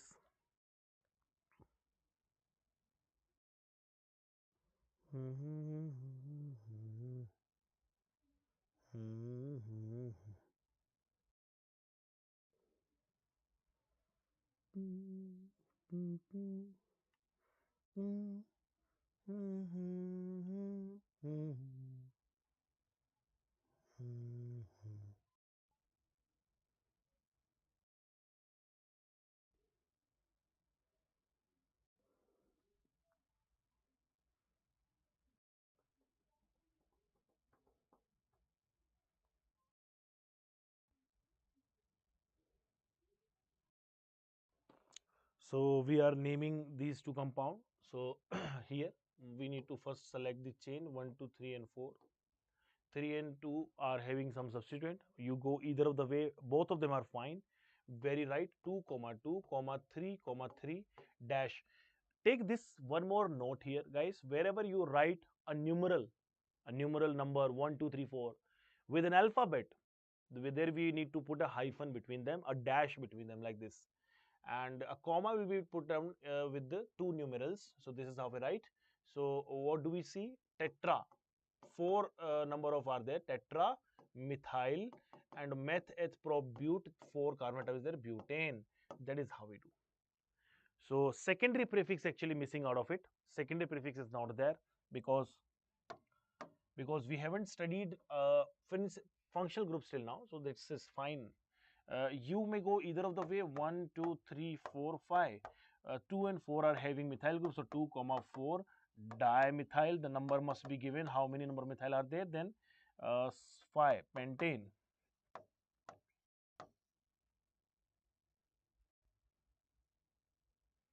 That's how we do. 2, 4 dimethyl pentane. Very good. Keep it up. We are not supposed to give any space. We are not supposed to give any space. You got to write it continuously. So whoever is giving the space, please mind this thing. No space is given anywhere. The structure of isobutyl group. You all remember isobutyl group? What was isobutyl? Isobutyl always has a second last carbon atom with a methyl group. Second last carbon atom, and rest 1, 2, 3, 4 CH2. This is the. Can you find such group over here? Can you find? Yeah, C.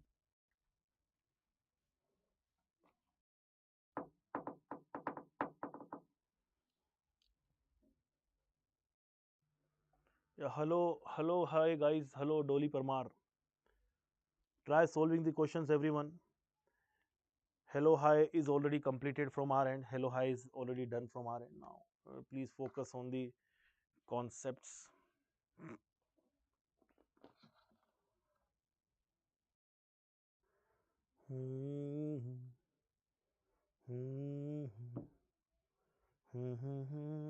Those who haven't liked the session, this concept or this chapter is actually brought on your demand only.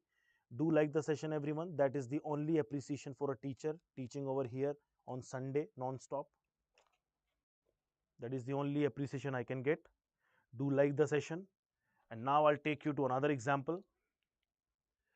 Now we are supposed to write down the name, IUPAC name of this compound, and first we need to identify the main chain. 1, 2, 3, 4, 5, 6, 7, 8. I think this is the main chain.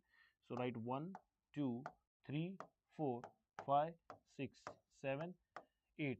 We have ethyl on 4, we have methyl on 3. Ethyl must be written first, irrespective of the number. We need to give the priority to the alphabet. So it will become 4 ethyl, 3 methyl, method probute penthex, heptane octane. How easy is it? 4 ethyl, 3 methyl octane. A.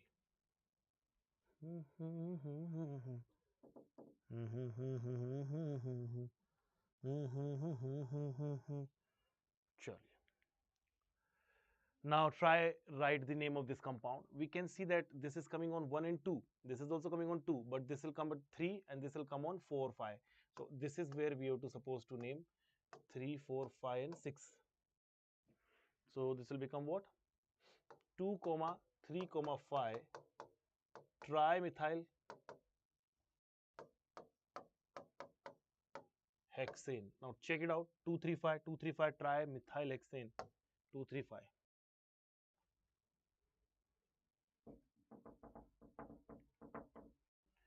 Another question, everyone. Very easy, very easy. 1, 2, 3, 4, 5, 6, 7, and 2, 3, 6, 2, 3, 6, 2, 3, 6. Trimethyl heptane. Finally, so whatever it was needed for us, that I have already taught you. Now is the time that we should start focusing on the functional group, and then we'll again try some questions based upon the functional group. How are we going to do that?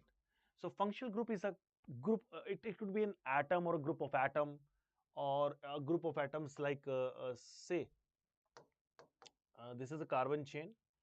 Let's say this is a carbon chain and this is connected with Cl. So it's an atom. A carbon chain connected with OH, COH. So an atom or a group of atoms which is responsible for the chemical properties of a compound is called as the functional group. Why so? Because we know that alkanes are do not react with any of the compound. If we react alkane with a nucleophile, it won't react, but the reaction of the nucleophile with this compound will give you SN2 reaction, nucleophilic substitution reaction. This with an acid can give you dehydration, formation of an alkene. That will not be done in the case of alkane.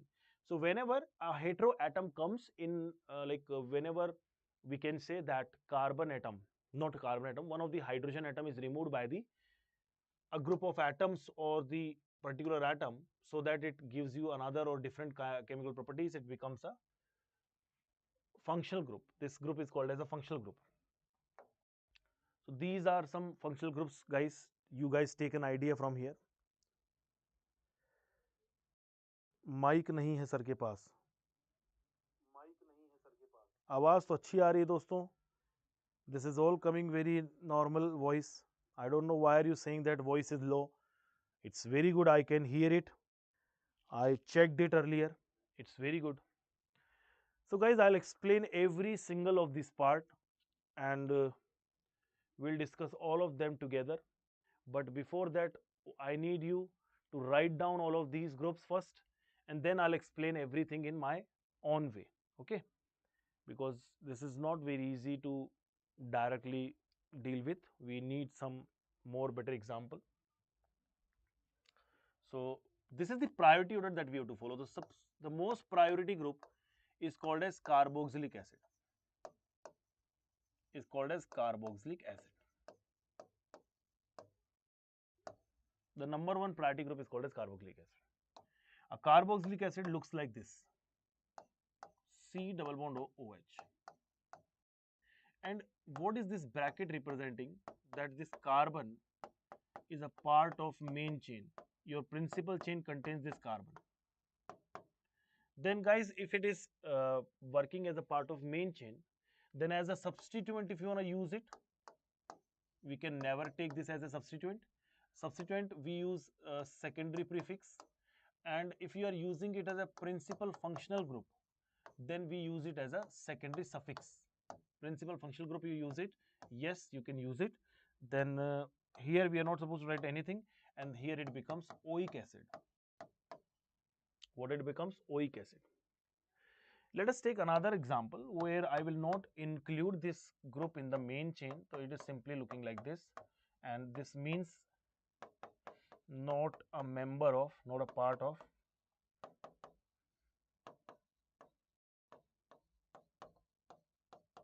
not a part of main chain. If it is not a part of main chain, then you can use it as substituent also, and we can write down it as carboxy, and in that way it becomes carboxylic acid. I hope till here it is very much clear, and I'll explain every single functional group with a detailed set of examples. Take this example, everyone.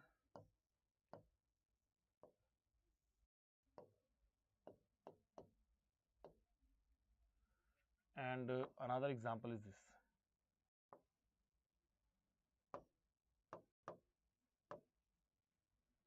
So what do we see here?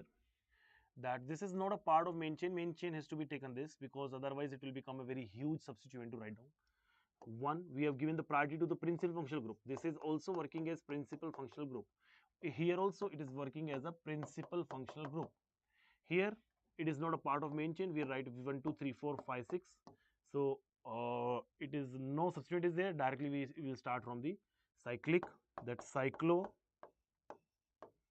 hex 2 in 1. We'll write carboxylic acid. Why am I writing carboxylic acid? Because this is not a part of main chain. But here it's a part of main chain. So we will simply say that 1 carbon atom, 2 carbon atom, 3 carbon atom, 4. So it will become simply method pro bute. Bute 2 in 1. 1 oic acid, or simply enoic acid also you can say. You can also say it like bute 2 enoic acid. Like that. Very good, Dolly Parmar. Very good. You are doing absolutely amazing. Very good. So these were some examples, some set of example. Now let me check the priority list, which comes later on. Which comes later on is sulfonic acid. So number 2, we will take sulfonic acid, SO3H, or we will simply write the name first. So guys, it is very clear that sulfonic acid can never become a part of the main chain. It can never become a part of the main chain. Why? Because it is sulfur. Carbon can become a part of main chain. Sulfur cannot become part of main chain. So as a substituent, if you want to use it, substituent, or we'll be writing a secondary prefix, we have to use it as sulfo. 3 sulfo, 4 sulfo, 5 sulfo. And as a secondary suffix you want to use it, or a principal functional group you want to use it, it will become secondary suffix. Secondary suffix will be sulfonic acid. I'll give you 1 or 2 examples, then you will be highly confident understanding the concept. See, this is SO3H. We all know there is no other functional group over here. We will simply take this 1, 2, 3. Not considering this because this is not carbon atom. So it will become 1, 2, 3. Method prop. Propane 1, or you can simply write sulfonic acid. We can skip the position 1. And if this compound look like this, so here is COH, here SO3H, we know in this case, earlier this was working as principal functional group. Now this will become a principal functional group, and this becomes the another group becomes the substituent. Now try to write down the name of this compound, what it will become. This has to be considered as a chain 1, 2, 3. So method prop. So we'll write 3 sulfo. See, as a substituent I'm using it, 3 sulfo. Method prop, propane oic acid or propane 1 oic acid. It's that simple. Now tell me if you are facing any doubt, do let me know. Else I think I am explaining it very well. Nice.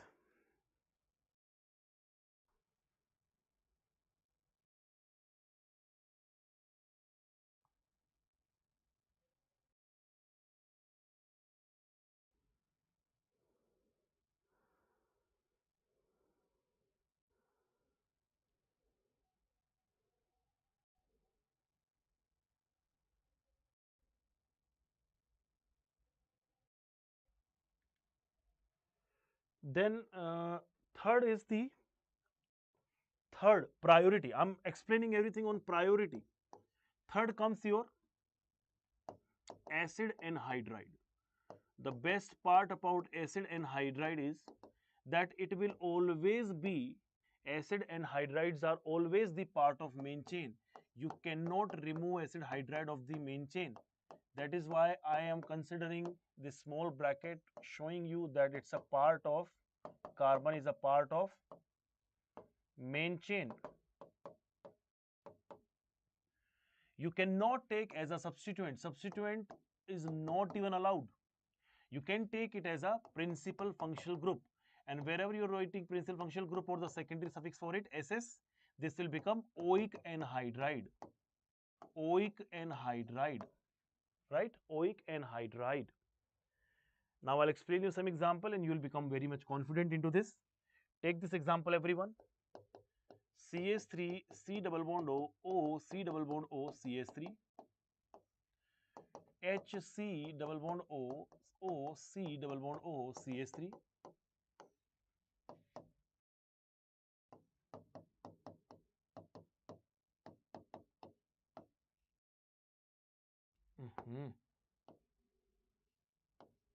Benzene, 2 benzene. So how are we going to name these compound? Whenever this kind of thing is given to you, we are supposed to name only single part only. So this is 1, this is 2. Meth, eth, simply write it ethanoic anhydride, because we know that this is also ethanoic. Diethanoic is not required, ethanoic. Here simply benzene is there, we will simply write benzoic anhydride. Now talking about this one, what do we see? 1, 2 and so just 1. These are two different group. We can see two different group. So go alphabetically. Go alphabetically. How? So its name will become, this is methane, this is ethane. So it will become ethanoic, methanoic anhydride. That's it. So write these 3 examples. These are highly sufficient for us. This is how we basically name the anhydrides accordingly. Good. These two are called as symmetric anhydride. This one is called as asymmetric anhydride, unsymmetric anhydride, whatever you want to call.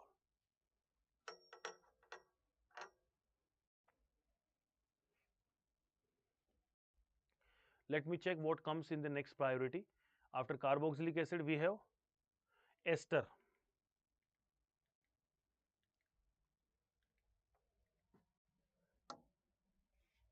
One, two, three, four. Fourth is ester.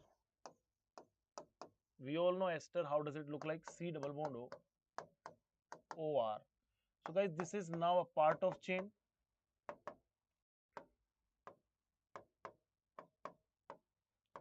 If it is a part of main chain, you are not supposed to write it as, we can't write it as substituent. We can only write it down as principal functional group and it will become what? Alkyl alkanoate. O8 will be the suffix. Let us suppose this is not a part of the main chain.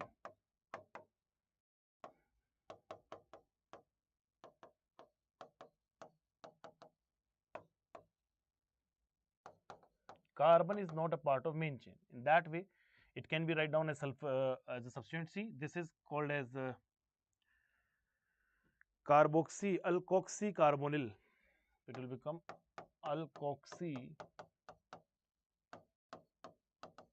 This is alkoxy named first. I told you whenever I was teaching you writing the name of the substituent, whatever it ends with that will come first, and then it comes with the carbon atom which is connected with. This is carbonyl, this is alkoxy carbonyl. And what about this principal functional group? It will become carboxylate. Carboxylate. I'll give you enough of the example. You first write this thing down. I'll give you enough of the examples on this. How are we supposed to take ester as a part of chain, as not a part of chain, blah blah blah, like that.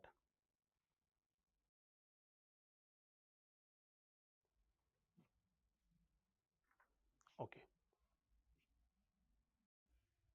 Example. First is very much simple.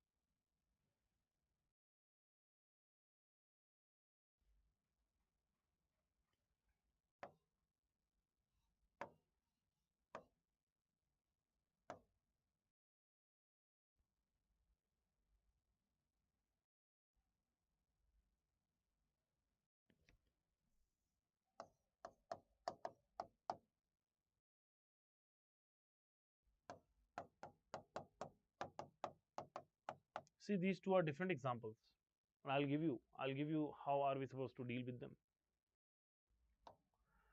First one, we know that this is the only principal functional group. So what this is alkyl, so we will use first methyl. How many carbon atoms can you see? 1 2 3. Method prop, methyl propanoate. That's how we write it, methyl propanoate. Here this will be the functional group. This part will become what? Substituent, and also not the part of the main chain. Write it 1 2, only 2 will be needed. This is the proper substituent sidewise. How are we going to name it? So we need to write it 2. What is this, by the way? This is 2 uh,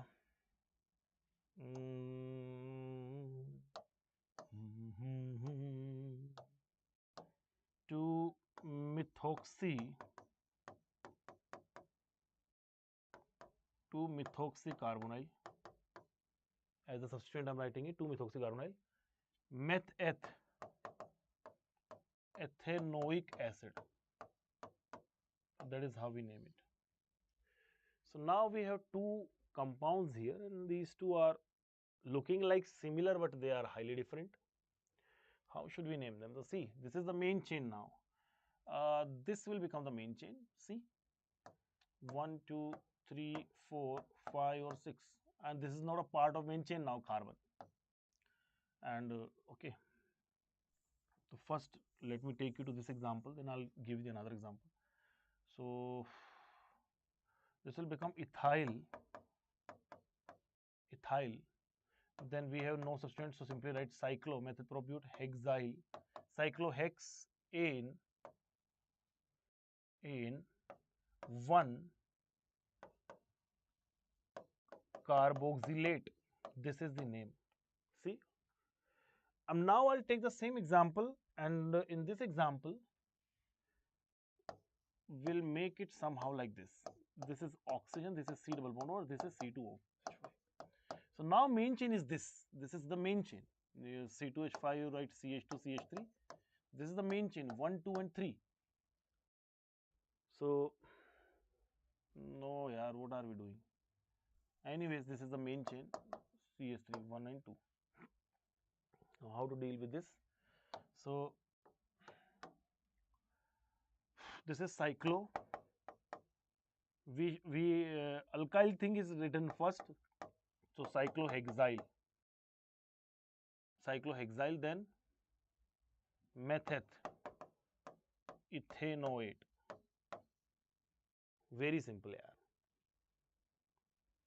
Very simple. Very simple. This is the fourth priority list we are right now doing. Fourth priority topic.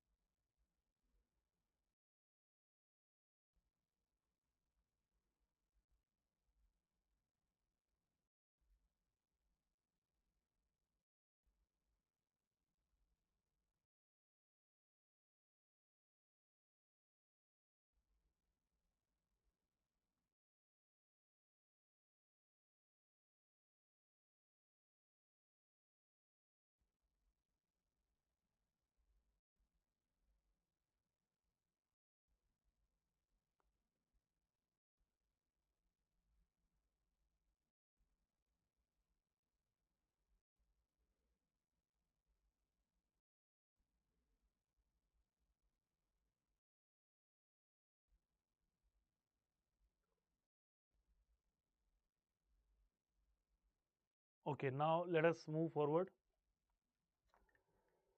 to fifth priority, uh, fifth or fourth, no, fifth only. Ester, right after ester it comes.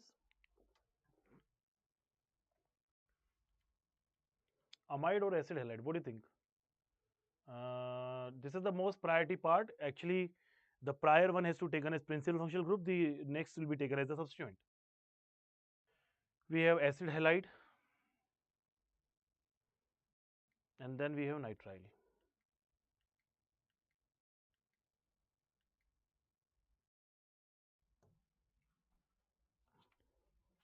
Fifth, acid halide. Fifth is the acid halide. So we all know what an acid is and what is the acid halide. The group is somehow looking like this: COOX, where X is the halogen.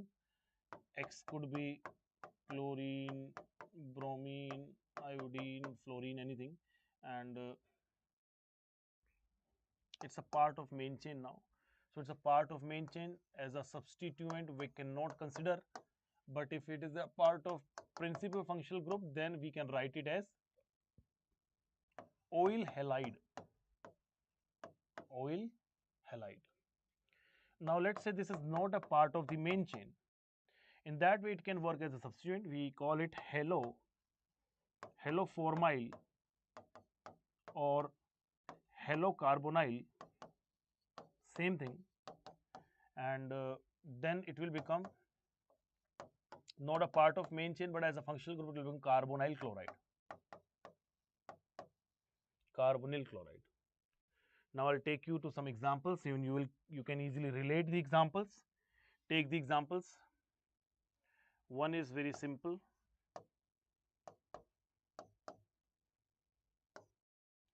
Another example could be this.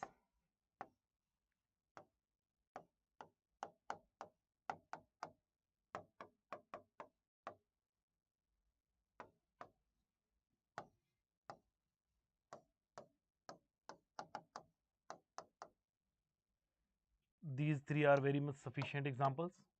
Take the first one. This is working as a principal functional group, and this carbon is a part of main chain also. So 1, 2, 3. 2-methyl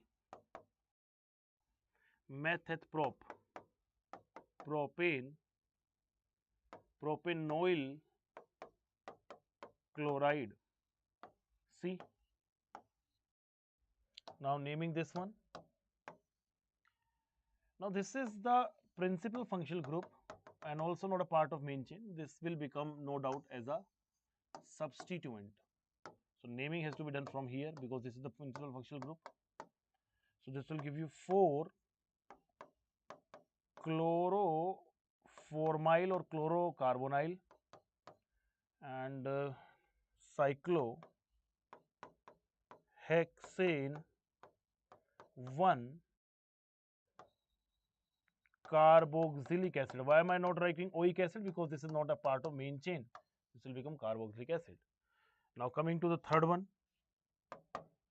Third one has it's a outermost part, but it is also working as a principal functional group. We'll write it down as, we cannot take this as a part of main chain because this should be the main chain 1, 2, 3, 4, 5 or 6. Otherwise this will become a huge substituent. We cannot write in that way.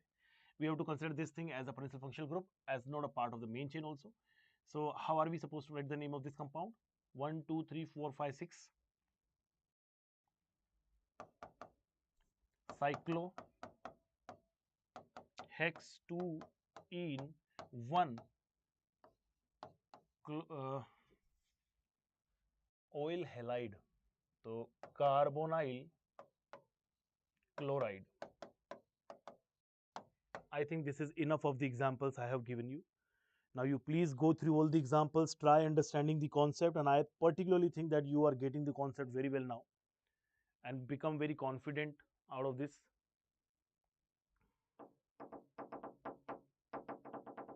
So enough of the examples are right now with us. We have sixth group called as amide. That's how amide look alike. If amide is in the main chain, then it will only become as a principal functional group, and its name as a secondary suffix will be written as simply amide. But let us suppose this is not a part of main chain. In that way, it will be considered as a substituent, and we'll be writing this thing as carbamoyl, and as a principal functional group it will become carboxamide. I'll take you to some of the examples that will be very much self-explanatory to understand this entire huge concept. The number one, this is the simplest example that I can give you just to take the name of this. The another example where this is not a part of the main chain, but still it is. This is the third example where a carboxylic acid will be used. So we need to consider this as a substituent. And the last example could be CH3NH C double bond O, or let's say I'm making it a tertiary amide, NCH3 CH3 CH2 CH3. Now how should we write these all names? Take the first one. This is the principal functional group 1, 2, 3, simply methaprop propanamide. Here it's the functional group but not a part of the main chain, so it will become cyclohexane carboxamide. Now here it will become, this will become the principal functional group. This has to be the substituent. So what are we going to write it about? How should we proceed? So principal function will be the priority. This will become like this: 4 carbamoyl and cyclohexane 1 carboxylic acid.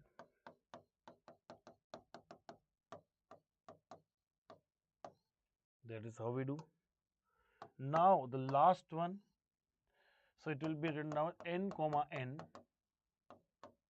comma N dimethyl 1 2 3 method propanamide, as simple as that.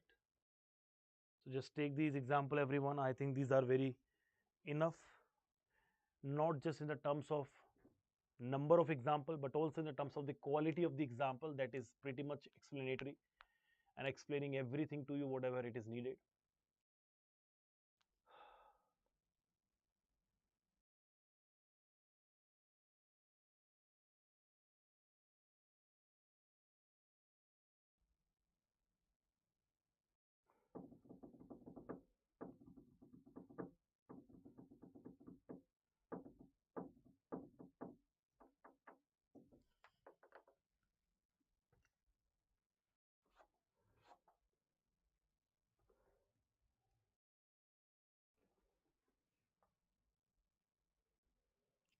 So now onwards we'll go directly. So guys, let me just take you to the, okay, we have covered it till here. Okay, I have used so many slides here, but okay, we have covered this part. So nitrile can be written as alkane nitrile, ethane nitrile, methane nitrile, propane nitrile, where carbon is the part of main chain, and where it is not a part of main chain, it can be written down as a substituent, and as a substituent, it will be written down as cyano. Okay.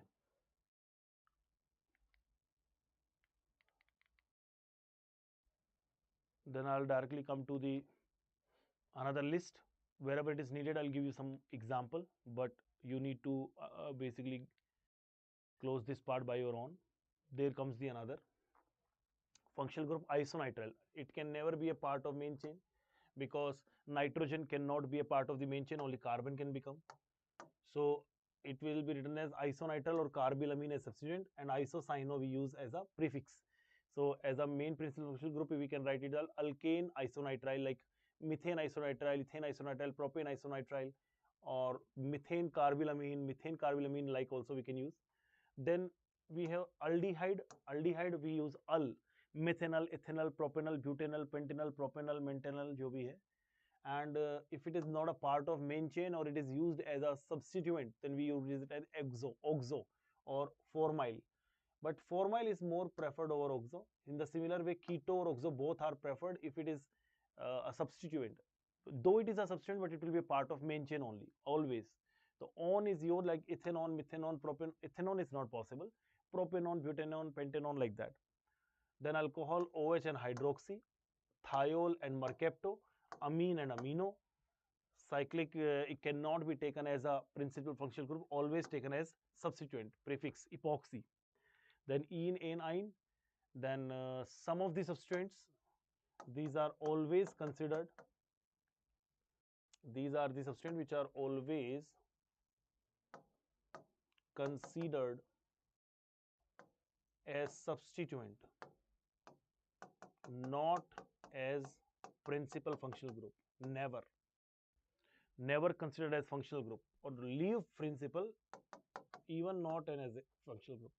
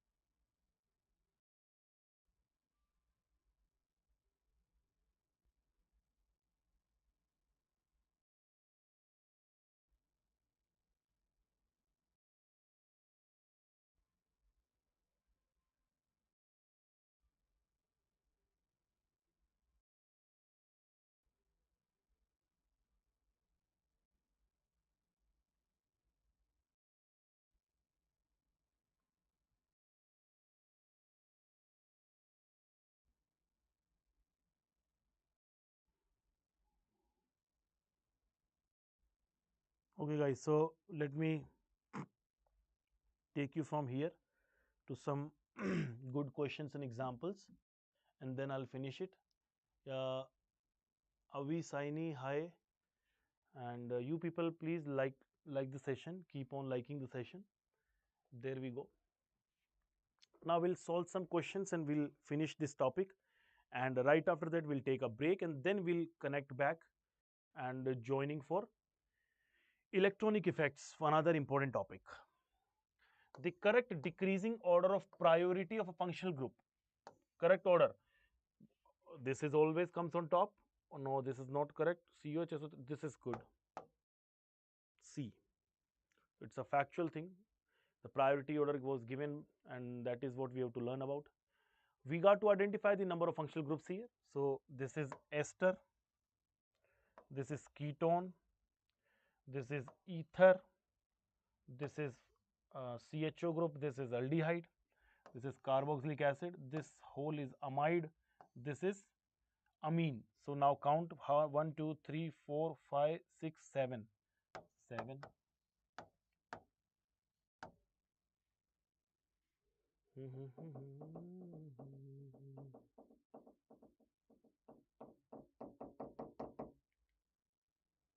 Another question. Give the IUPAC name. So guys, this is an important question because this is ketone and aldehyde, but aldehyde is always on priority. So this is to be taken as the principal functional group, but the ketone will become substituent. Numbering should be done in such a way: 1, 2, 3, 4, 5, 6. So this will become 3 oxor 3 keto, then 2 methyl, hex 5, hex 4 in al. So I think this is correct answer, D. So please participate in here, guys. Don't allow me to solve all the questions. You better take your time. You become more confident under these things. Do not make me confident. I'm already one. Chalo.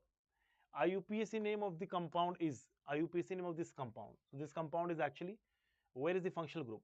Oxygen OH will be the functional group, PFG. So we have to consider this as a priority, and I already told you the priority order. Priority order should always be principal functional group, multiple bonds, substituents. This is the priority order you have to take while giving the name or while giving the number. So now allow them to number 1, 2, 3, 4, 5, 6. So this will somehow go like this is all 3 ethyl, 4 methyl, hex, 5 in 2 ol, like that. Great, everyone. So 3 ethyl, 4 methyl, hex 5 in 2 ol. I think A is the correct answer. Now you all are very much confident in these. So next comes the IUPAC name of this compound. What is the IUPAC name of this compound? So anyways, these all will be considered as substituent. Only the number will matter. Maximum number or minimum number can become as a lowest locant is this format. If you give this as 1, then it will go at 3. If you give this as 1, no, this is the only possibility I'm doing. So it will become 4 methyl.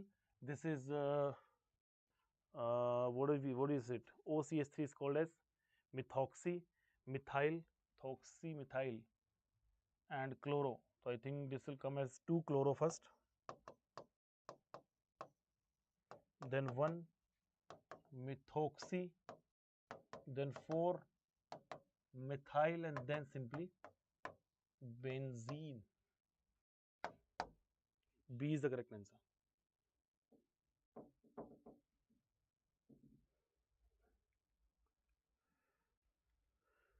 So now we have another important term for us. I think we can take a small break from here. And before taking this break, I will like to share a list of some important compound that you have to learn so that until then, before we discuss the aromatic and anti-aromatic and all, there are some set of compounds that please learn it ASAP. And there we are having a short break. Okay, now we are having a short break from here. So everybody please learn the name of these compounds which are widely accepted, their common name as the IUPAC. And it's a simple 15-minute break. I'll go eat something and I'll come back. It's a 15-minute break. So you guys got to like the session. Okay, only do one thing, just like the session and learn the name of these compounds. Like the session, and I'll be coming back and joining back to you soon.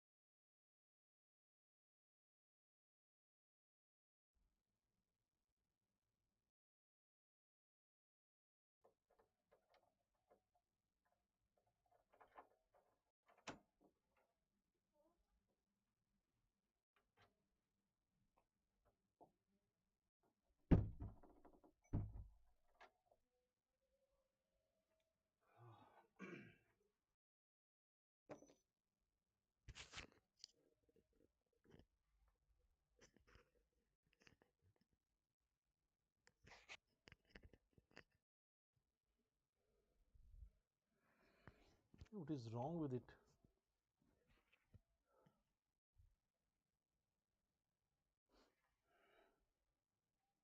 So anyways guys, I'm back and let's restart our session. Let's resume our session. So we left it at some important organic compounds for which we have directly accepted their these are some set of organic compounds for which we have accepted their common names, as IUPAC.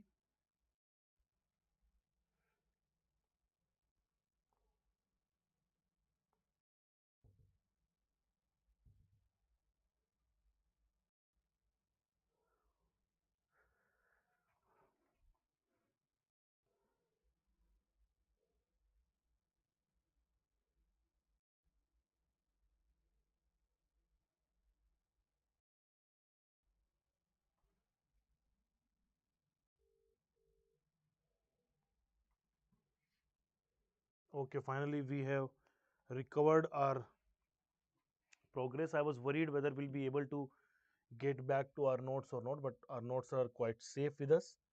So now let me take you to directly the slide I left you there.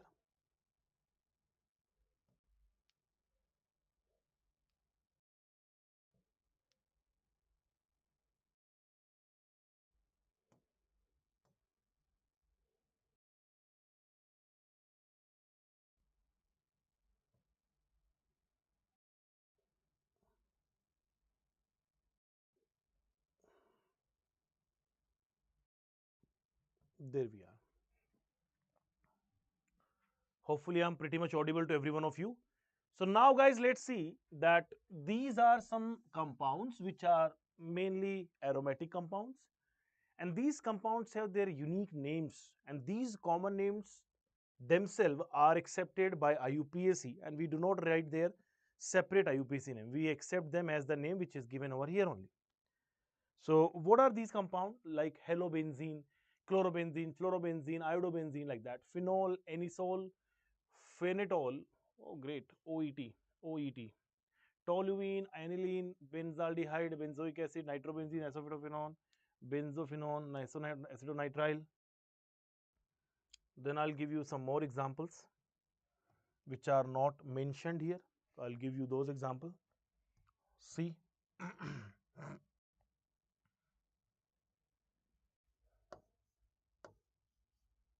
Guys, we know this compound with a CH3 group is called as toluene. The same compound with two CH3 group is called as xylene. Since 1,2 position is there, it is called as orthoxylene. This is called as metaxylene. This is called as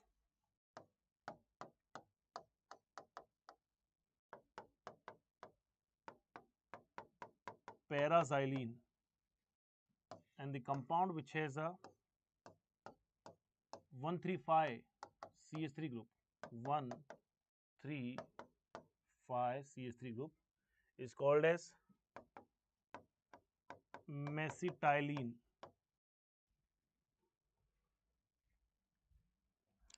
A compound that with benzene has hydroxide group over it is called as phenol. A compound with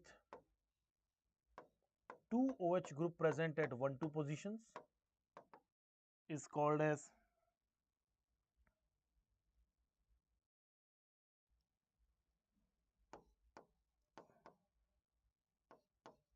catechol.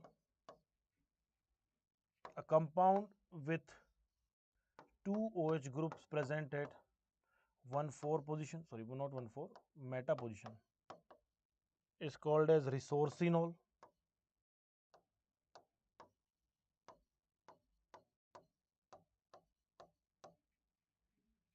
Compound having groups at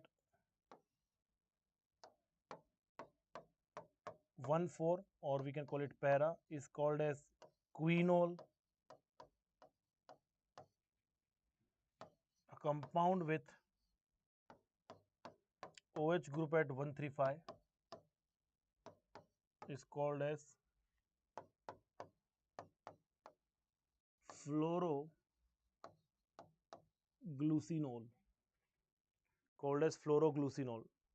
These are some set of compounds for which we are not supposed to learn their, we do not write their IUPAC name. Their common name itself has been considered as the IUPAC name.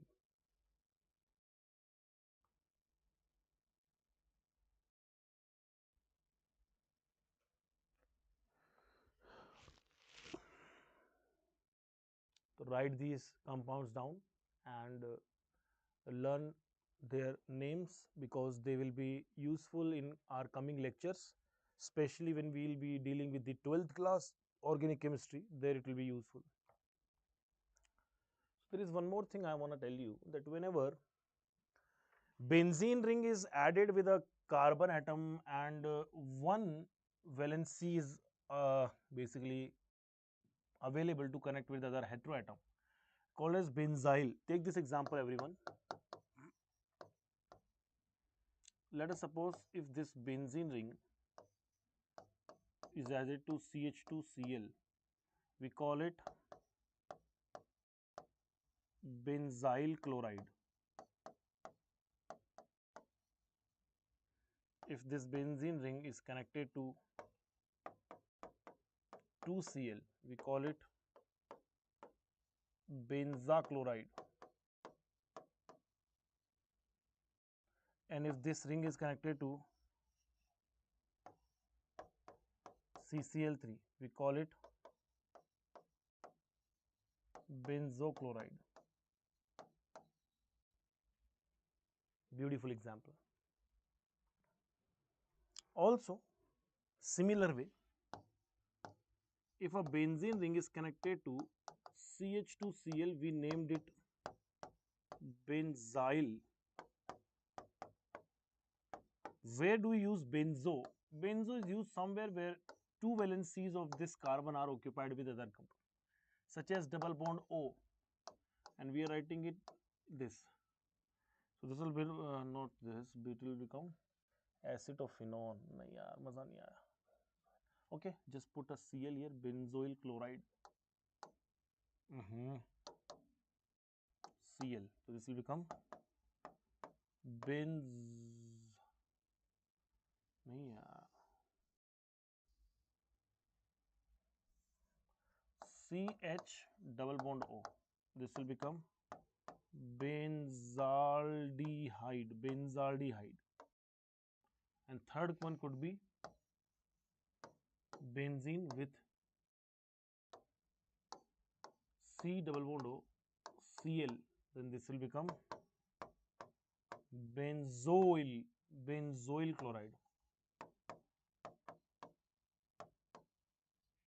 These are the perfect example. Similarly, it can go for benzoic acid, benzonitrile.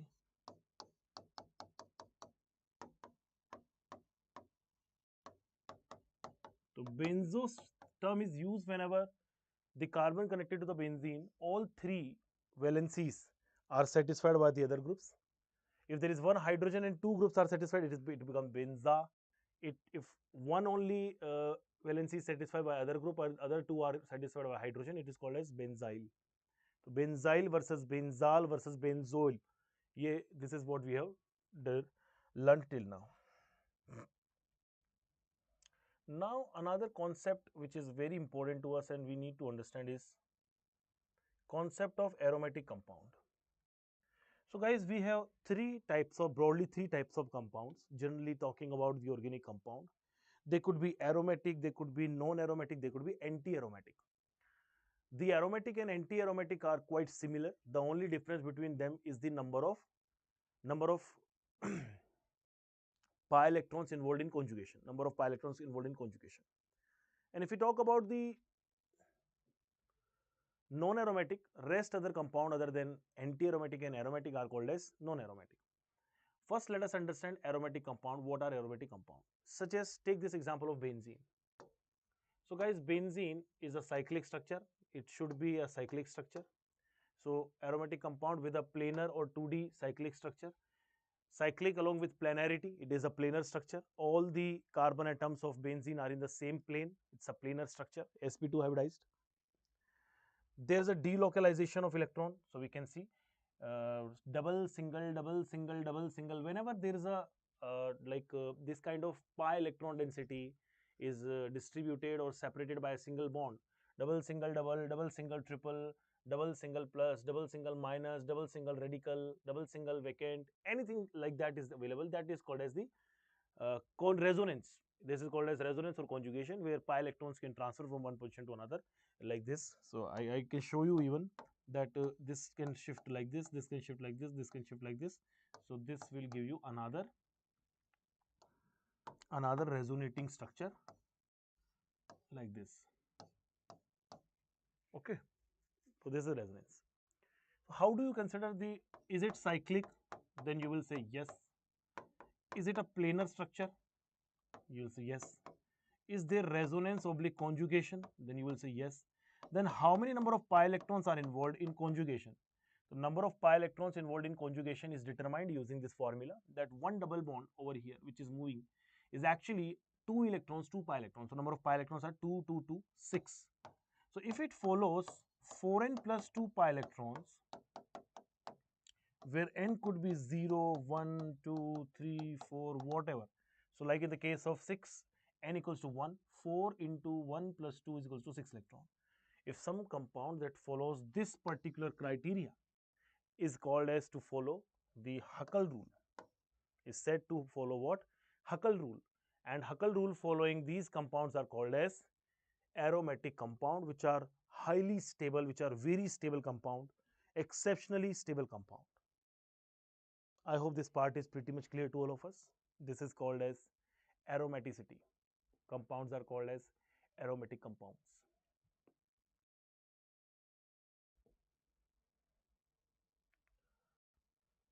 These are some examples of aromatic compound where you can find double, single, double, or double, single, minus, single, double. So this is how the resonance can work. This can go and this can reach the electronicity there.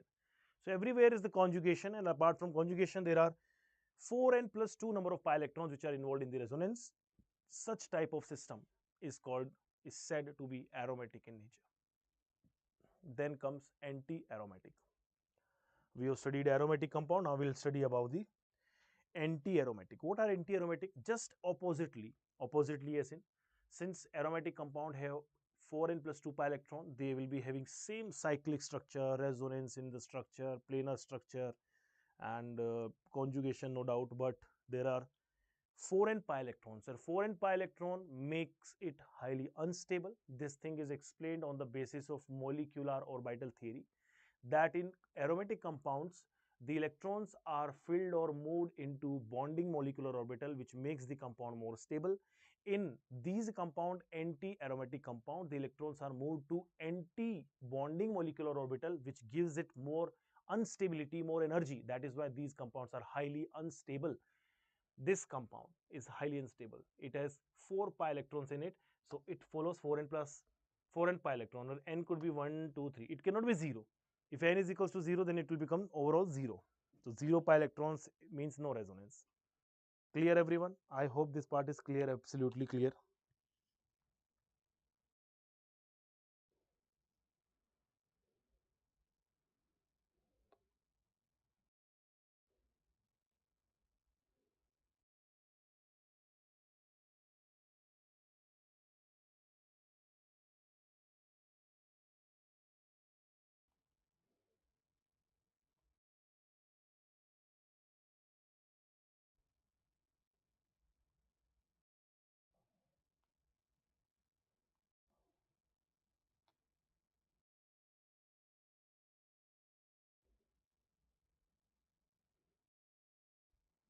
Give me a second.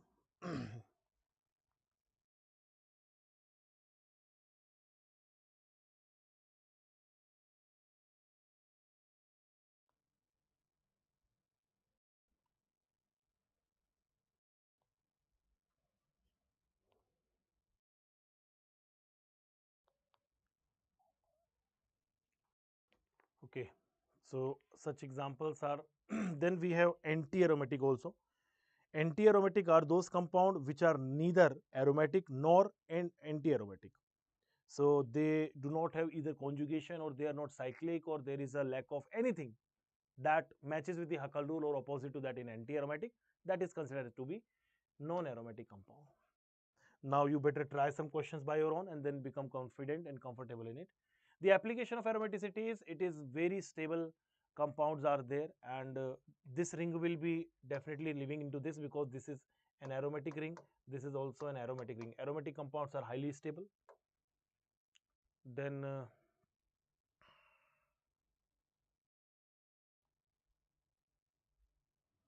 wait, yeah, just home.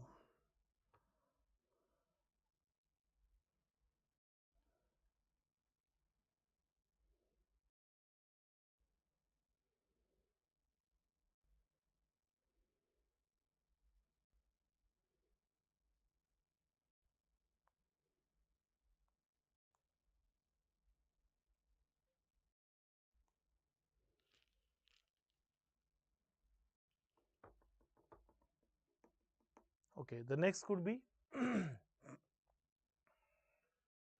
the first one is giving no reaction. The second one, hydrogen becomes acidic. Why is hydrogen acidic there? Why is this hydrogen acidic here? These hydrogens are acidic. So this attack removes the water and forms this compound because this is aromatic in nature. Since the product is very stable, this reaction will go. This reaction will not be followed here. Now try some questions on aromatic, anti-aromatic and non-aromatic compounds. Which of the following chemical system is non-aromatic? So anywhere where you cannot find the complete conjugation or anything there is missing as a point.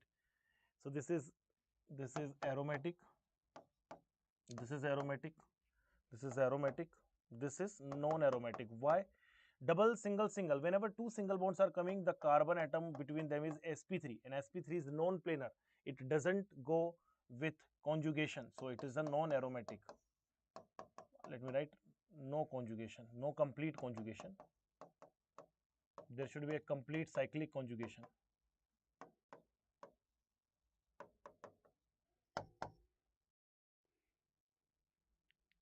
Next, the radical, this is aromatic because it has what? Why is this radical considered to be aromatic in nature? Why is it aromatic? Because see what will happen, this these p orbitals which are right now with carbon, it goes like this. One of the resonating structure will be shown like this. This will become CH2. This is double bond, this is double bond, and this is a free radical. So it may undergo resonance along with, and why is it aromatic? Because it has 6 p orbitals and 6 unpaired electrons. These all are the unpaired electrons only which will be moving inside this. Let me check the correct answer. Okay, this is fine. 6 p orbital with 6 unpaired electrons. Which of them is least stable? We all know least stable will be what? Anti-aromatic. This is aromatic. This is aromatic. This is called as pyridine, but the lone pair doesn't participate. Okay, this lone pair doesn't participate, and that is why it is aromatic with 6 pi electrons. Correct answer should be aromatic. Aromatic. This is also aromatic. We call it furan. Sorry, we call it furan. Yeah, we call it furan.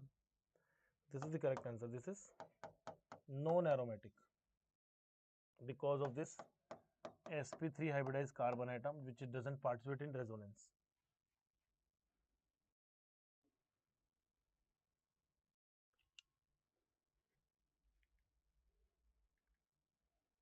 Next, which of the following chemical system is non-aromatic? Okay, we already covered this question. A. Which pair second ion is more stable than first? Then second ion should be aromatic, first ion should be anti-aromatic or non-aromatic. Let me check. This is aromatic.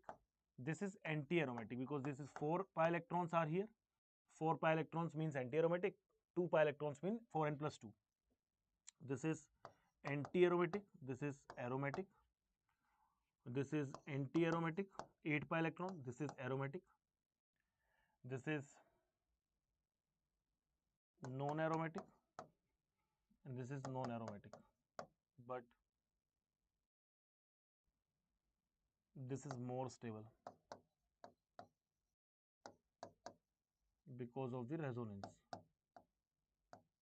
We'll study later in carbocation. But first is more stable than second. No, second is more stable than first. Only second is more stable is second. The one is this. Second is more stable. This is also. Second and third I guess correct answer B. If you guys don't know how to calculate or how to count the number of electrons, pi electrons, then I can help you. I can help you here.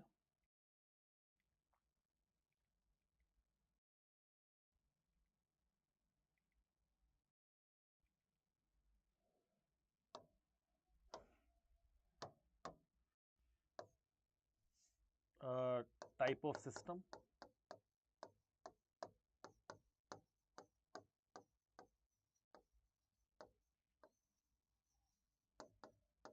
This is a type of conjugate system, and here is the number of pi electrons. So let us suppose if the system is consisted of a double bond, then we consider it as 2 pi electrons, and at once only 2 go over. Even in triple bond, we also consider 2 pi electrons only can go for conjugation. If it's a lone pair, definitely it's a 2 pi electron system. If it is a negative charge, then it is again 2 pi electrons. If it is a positive charge, then it is 0 pi electrons. If it is a free radical,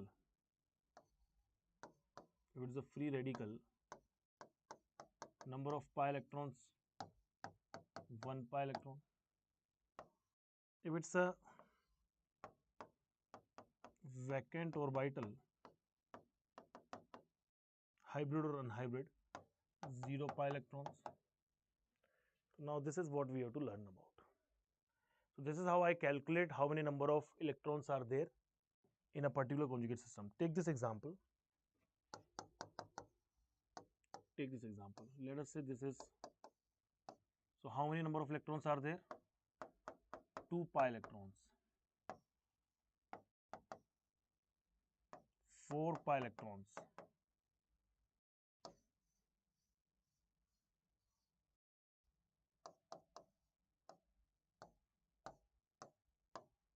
6 pi electrons. So this will become aromatic.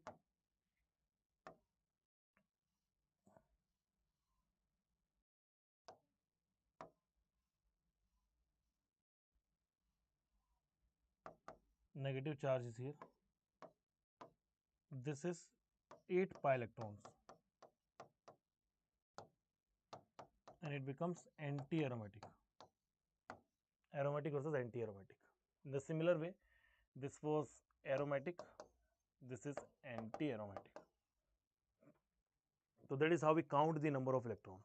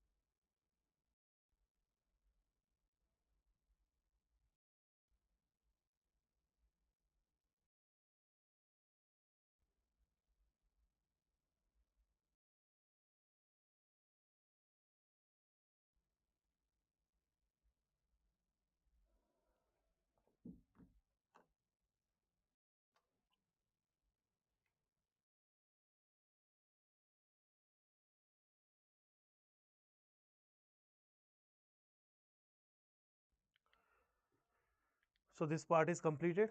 This is all done from our end. Questions have been completed. Now we know how to know the total number of electrons involved anywhere.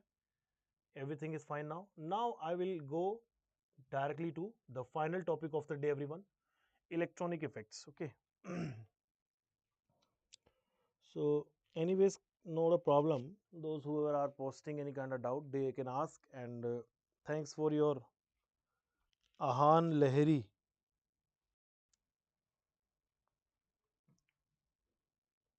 Next we have electronic effect. Okay, probably the final topic of the day.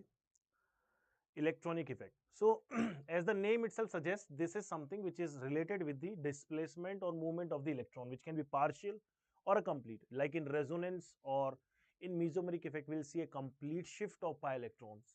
But in the case of inductive effect, there's a partial movement of the electron due to which positive, negative charges or polarity arises. So we'll understand, we'll start it from the temporary effect is something that works under the influence of a group, and permanent effect is the one that always works there. Number one, I'll start from the temporary effect, which is your electromeric effect. So electromeric effect is only observed in the presence of a reagent. If any reagent is not there, it will not work. It's a temporary effect, and whenever the reagent approaches, the molecule polarizes, otherwise it is removed. There are two type of electromeric effect. One of them is positive, another one is negative. I'll explain what is positive work. So let us see this. What is this, by the way? This is an alkene. So alkene, whenever get attacked by an electrophile, this E is what? Electrophile. So it undergoes electrophilic addition reaction. Guys, this carbon can also be shown like this, one with positive charge, another with negative charge. So this negative charge will actually attack on this, and due to which what will happen? One of the carbon with negative charge will acquire this hydrogen, another with no incomplete valency will acquire the positive charge. So since positive charge is arised here on the carbon atom, this is called as positive electromeric effect. This is called as positive electromeric effect. Clear?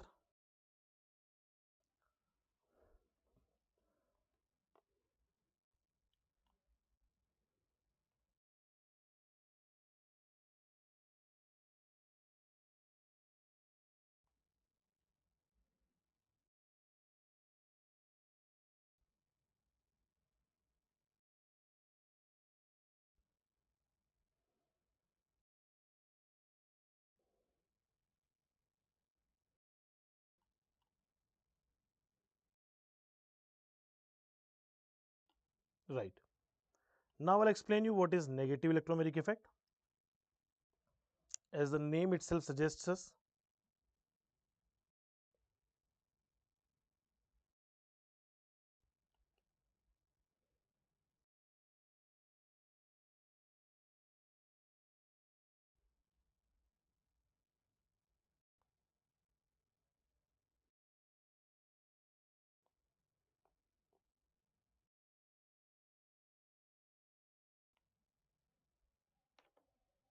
so fine.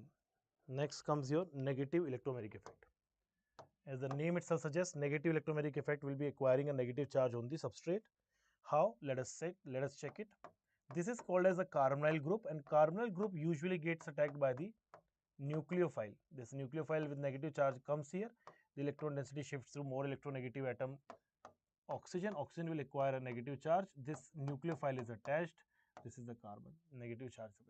Once the nucleophile is removed, this will again acquire the same original configuration. Similarly, once the electrophile is removed, this will acquire the same configuration. This is the nucleophile. This is called as minus E effect. This is the earlier one is called as positive E effect. E bole to electromeric effect. That is a temporary effect. So negative and positive electromeric effect are like this. Try understand this, work on this, and you will become very confident over it. Okay, just like Ayan Lahiri has become very confident. And so there is a question that this carbon, this X minus is actually attacking to either of the carbon atom and electron density shifts like this, so minus charge is acquired. This is called as negative of E effect, minus of E effect. Check it out, C.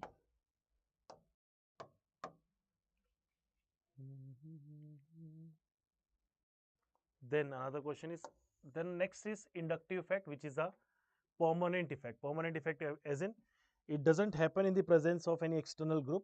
It always works there inside the molecule or a compound. It always works there. So what is it, by the way? Displacement of an electron shared pair means like it works through the sigma bonds. It doesn't work through the pi bond. It works through the sigma bond and within the shared pair only. Due to the difference in electronegativity, the group present with the carbon chain and like this. Okay. Anyways, I'll explain this thing to you. Let us suppose this is a carbon chain connected to chlorine. We know chlorine is more electronegative. It attracts the electron toward itself. Chlorine being more electronegative, acquires a minus charge. It will acquire a positive charge. Due to its positive charge, some of the electrons will partially shift towards it, acquiring it even smaller positive charge. This smaller charge will try to acquire this electron toward itself with the most negative charge, and then right after 1, 2, 3, 4 dash, this finishes. No inductive. So inductive effect is a distance dependent effect. Higher is the distance, lesser is its basically impact, and it works up to 4 atoms only. Up to the 4th atom it will diminish. So the effect goes on diminution as you move away from the electronegative species, almost diminishes after 3rd carbon. So after 3rd carbon you will not feel anything.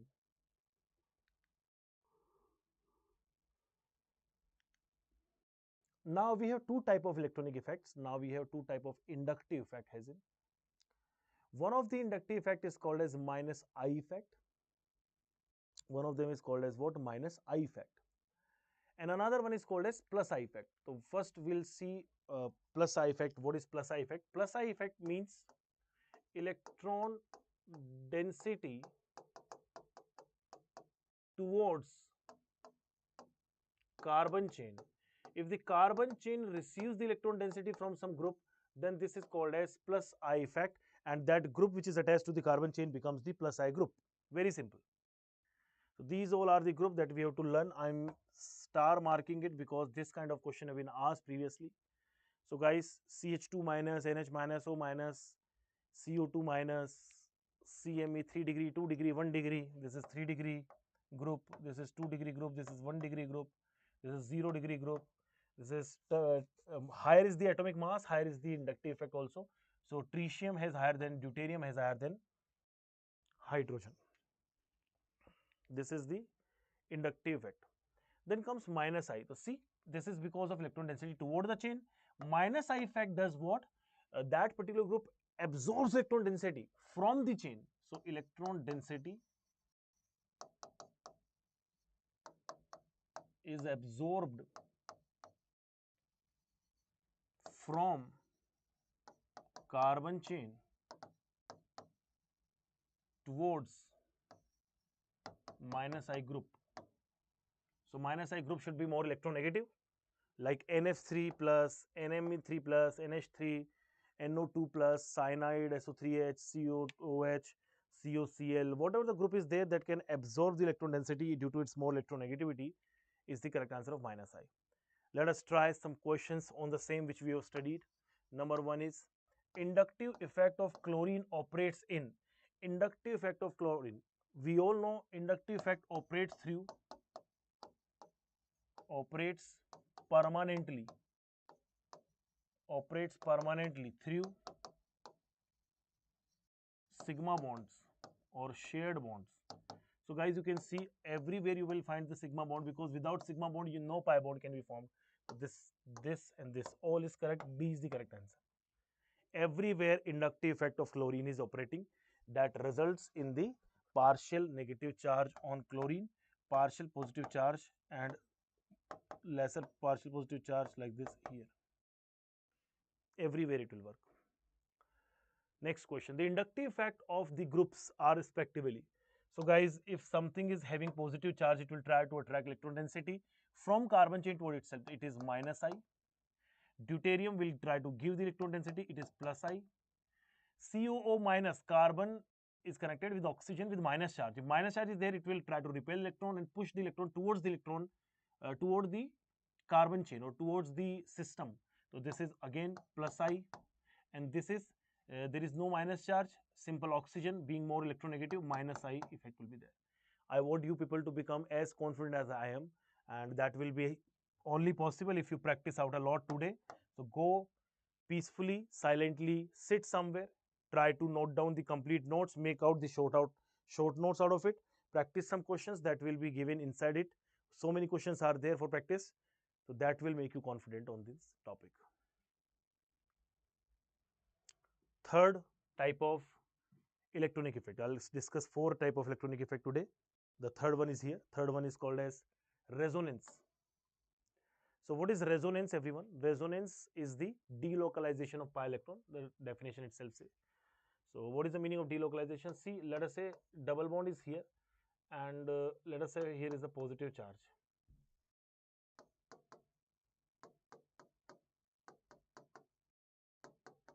So we all know that resonance always works in a conjugate system. Double, single, double, double, single plus, double, single negative, double, single lone pair single positive, lone pair single vacant orbital. So many cases are possible called as conjugated system.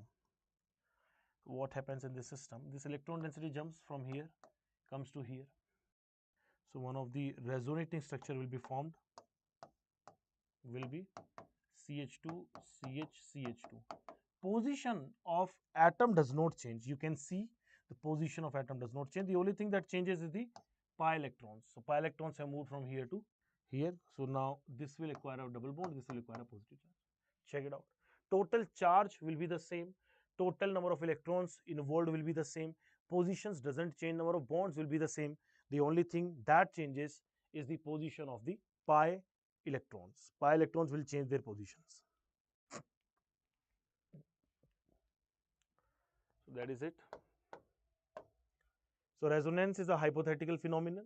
Resonating structures, these two are called as the resonating structures, and these are unreal. These structures are unreal.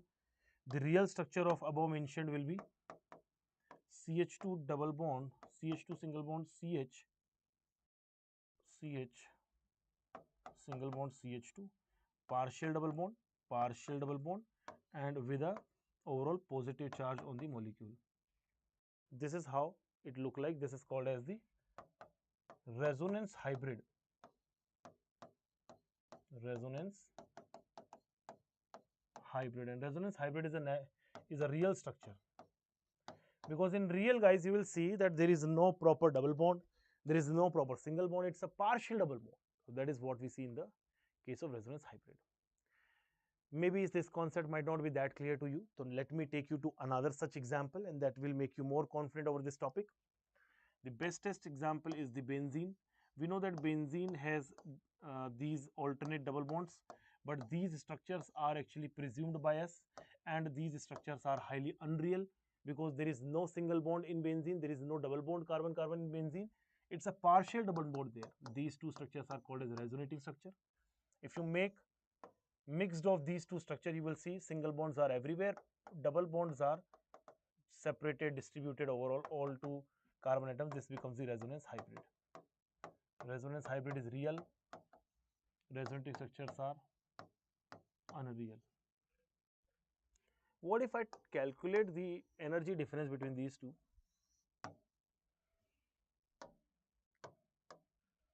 This is the potential energy. So what you will observe, this energy gap is called as resonance energy. Always take it as negative, right? This is the energy of resonance hybrid minus energy of resonating structure, most stable one.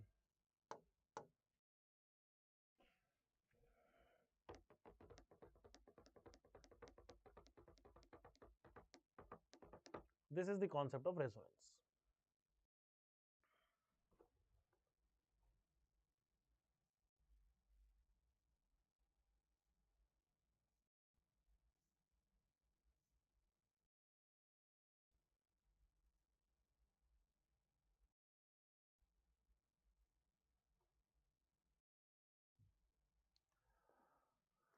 Next is what kind of systems I was talking you about earlier. Pi to pi, that is double bond, single double bond.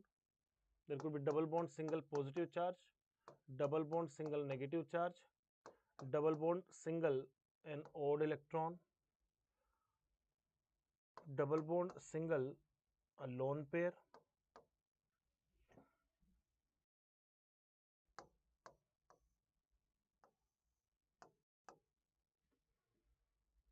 lone pair, single positive charge, lone pair, single vacant orbital.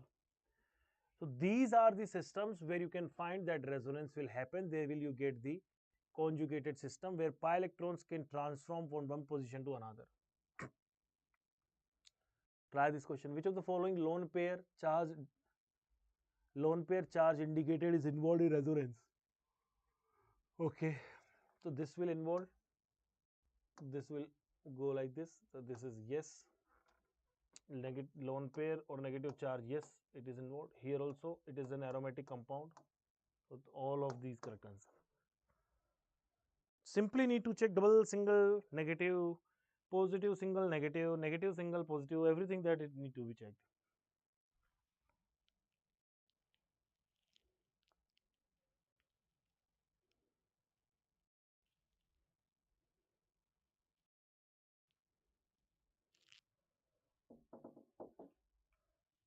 Next question.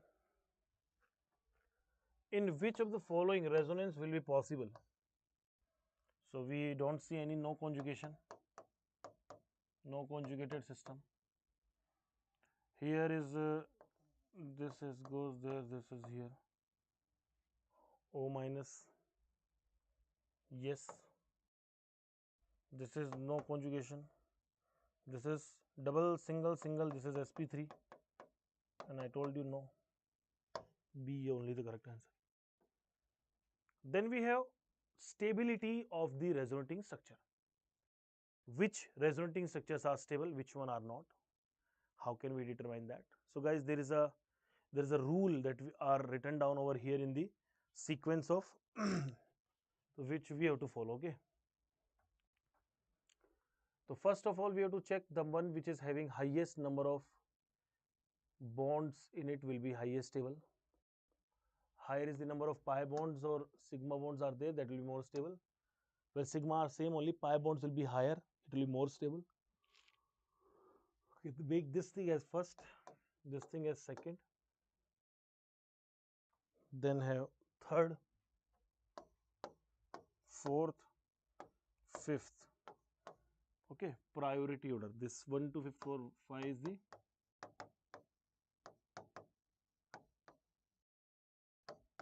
priority order. So any resonating structure, if it has more number of pi bonds, it will be more stable. If any resonating structure has higher number of atoms with more with completed octet, it will be more stable than the one which is having incomplete octet. Negative charge on more electronegative, positive charge on more electropositive will be more stable. Charge separation, if same charges is there, similar charges, as far as possible they should be kept. Opposite charge should be near as possible, they will cause more stability. I think we should start some questions now. Here is a question. So on the basis of the things I told you, we have to apply the concept. Least stable canonical form of these is, what do you find the least stable? Least stable, okay, let me check everyone. First of all, we'll count the total bonds or pi bonds. So guys, how many pi bonds can you see here? 1, 1, 1. So I think number of bonds are the same only. And octets, if okay, charged one are lesser stable than the not charged one. Most stable is this. A neutral is always more stable than the charged one. So first cannot be the answer. I think octet is complete everywhere. So we will simply see here positive charge is on electronegative species and negative charge is on electropositive, where the negative charge is on the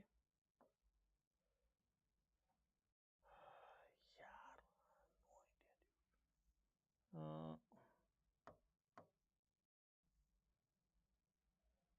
I think B is the second is the correct answer. Yes, second is the correct answer. See, so structure second has more electronegative element carrying a positive charge, hence it is least stable. But I took the priority. I took the priority order. Initially, what did I check? First of variable, I have to check whether number of bonds are higher in which one, or normally we have to check neutral one is more stable always than the charged one. Number two, counting of the pi bond. Number three, checking whether octet is completed or not. If somewhere incomplete octet is given, that will be unstable. Fourth part, after checking the octet, if octet number of octet is same, then you need to check more electronegative charge. More electronegative atom should get a negative charge. Electropositive should get a positive charge.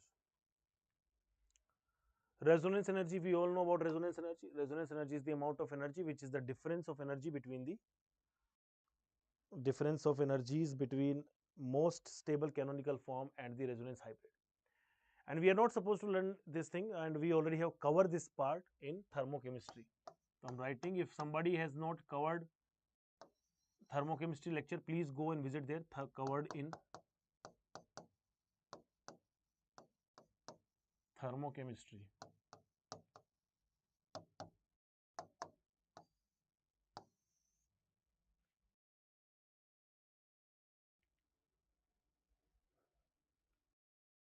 Next, plus M effect, plus mesomeric effect. After completion of resonance, we have come to mesomeric effect. Mesomeric effect is something which is nothing but the resonance in the presence of some external groups.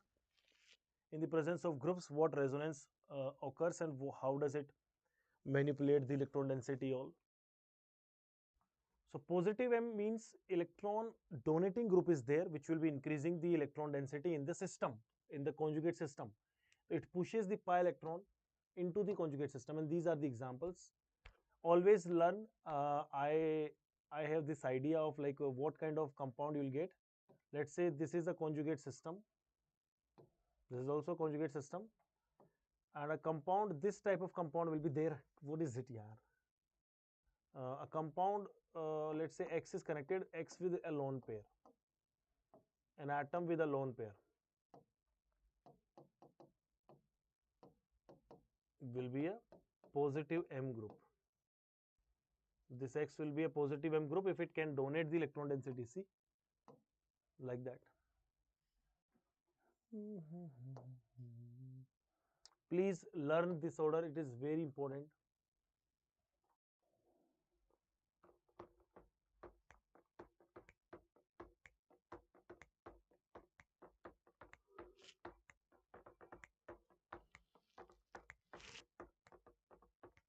O minus, NH2 minus, NHR minus, sorry, not minus, even best test could be carbon minus,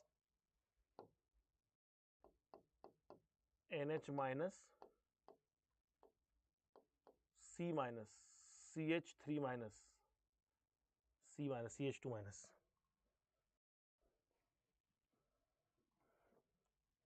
So you have to learn it. It's very important. This order should be learned. I also remember this order. Very, very important. But I have this idea. I don't rote learn it. I haven't learned the complete, what must I call it, order. I only remember like which can give electron density in which order. Always carbon donation is most efficient, then carbon nitrogen, then carbon oxygen. Minus I effect. Minus M effect is something where electrons are absorbed from a system. So this is called as deactivating group. This system should have a group like this, everyone. Benzene is there. Benzene means a conjugate system. attached with X double bond Y or X triple bond Y, where Y is more electronegative than X.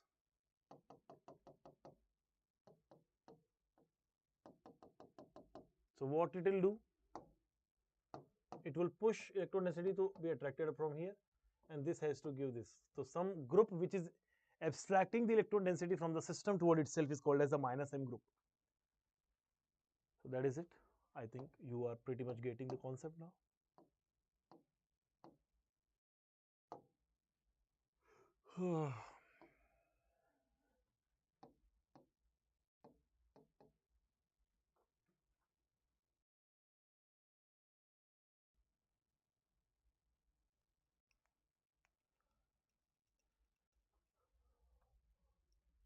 Like this. See, this is N double bond O. This is X double bond Y, N double bond O. So this is again something that we have to learn the order.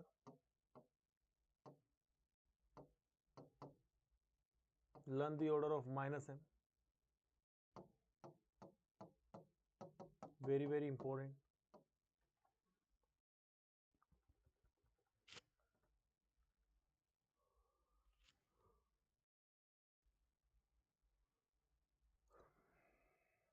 Next, we have come to the last final topic of the day. Then we'll solve some problems and then we'll wind up the session. It's been already 4 hours we have been teaching.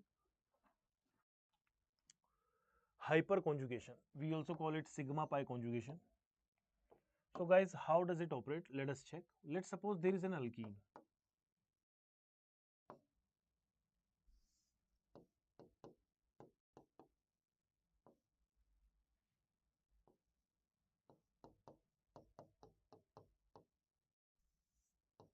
This is an alkene, okay? So what happens here?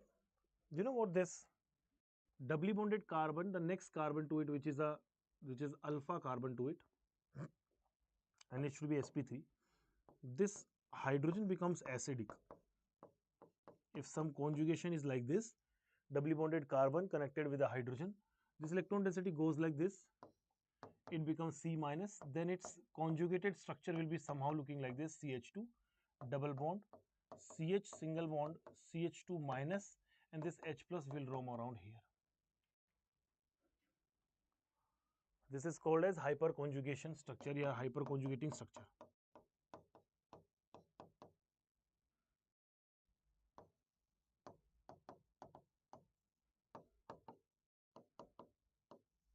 The similar thing can be observed into carbocations also. So we discuss generally for two cases, one or for alkene, another for carbocations. So let us say some carbocation is given us to like this. One hydrogen I am showing here. We know that this hydrogen next to this alpha will become acidic. What does acidic hydrogen do? Electron density loses and forms a conjugated structure like this, double bond CH2, and this H plus will roam around here near to this electron density. This is called as its hyperconjugating structure. Now you can check it out that in hyperconjugation, pi electrons of a conjugate system are participating and sigma electrons of hydrogen, acidic hydrogen, are participating, and that is why we term this as sigma pi conjugation. What do we term it as? Sigma pi conjugation. Sigma pi conjugation. Nathan Bacon. Who's Nathan Bacon? It is a baller. It's Baker-Nathan effect. It's also permanent effect. It is stabilizing effect. And whenever all these things, three things can operate, mesomeric effect will be highly dominant over hyperconjugation and then inductive. Now we'll start solving some questions. We'll wind up the session. Meanwhile, in my next lecture, I will cover application part of electronic effect. So first, I will deal with some of the electronic effects. Again, I'll re-explain these things to you. Then I'll solve stability of carbocation, rearrangement of carbocation, stability of carboanion, stability of free radicals. Then acidic and basic effect of the organic compounds will be dealt in our next class, which is just tomorrow. Don't skip any of the class, everyone. Probably by 4 o'clock we'll connect tomorrow. In evening, I'll update it. So those who haven't subscribed to us till now, please do, because our lectures will go on as smooth as right now going on till your JEE 2025 exam. So if you wanna this all of your syllabus in English, this channel is for all you. The most stable carbocation among the following is. So guys, this is something which we will discuss in our next class also. Most stable carbocation can be given as stability of carbocation directly proportional to hyperconjugable hydrogen, alpha hydrogen. So how many alpha hydrogen can you see here?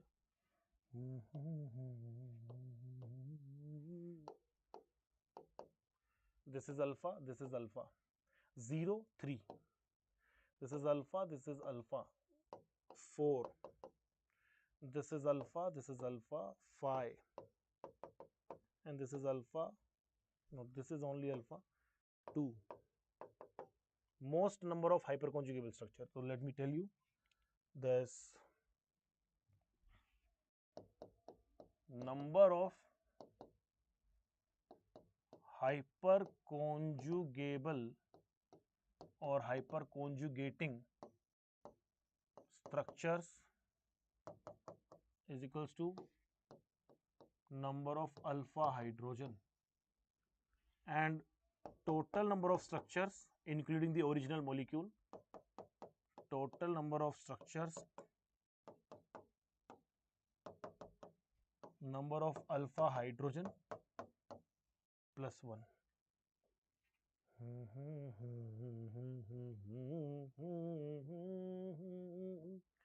See, which of the following alkenes hyperconjugation is not possible? So why would it not be possible? If alpha hydrogen becomes 0, hyperconjugating hydrogen is not there. So this is somewhere which we can easily check it out, everyone. Alpha, alpha, alpha, alpha. Number of alpha hydrogen is too much. 3, 3, 2, 2, 10. This is also alpha hydrogen is there. 1, 2, 3, 4. Alpha hydrogen over here. 3 plus 3, 6. Alpha hydrogen over here. 0. No hyperconjugation possible. The presence of alpha hydrogen to the conjugated system is very important, and here is no alpha hydrogen. C is the correct answer. Next question, find the order of stability. So stability is explained using alpha hydrogen only. So dosto, stability is directly proportional to the number of hyperconjugating structures. Now directly proportional to alpha hydrogen. So how many alpha H can you see in these three? This is alpha, this is alpha. 1 plus 2, 3. This is alpha, this is alpha, this is also alpha. 2 plus 2, 4, 4 plus 3, 7. Here, this is alpha, this is alpha. No other alpha is there. So this is alpha hydrogen are 4. Correct answer is second. So correct answer is second, third, first. Second, third, first. Second, first, third, first. That is how we decide. So that's it, everyone. We will connect tomorrow, and those who have a yeah, हाँ सचिन, सब sorted है, मैं थोड़ी देर में wind up करूँगा, text कर दूँगा, ठीक।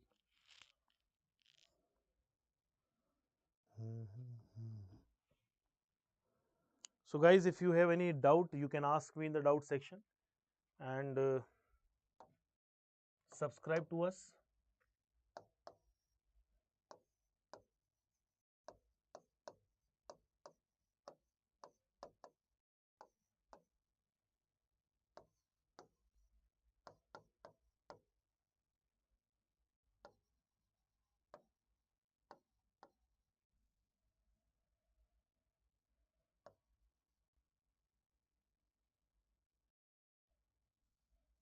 When is basically the next lecture?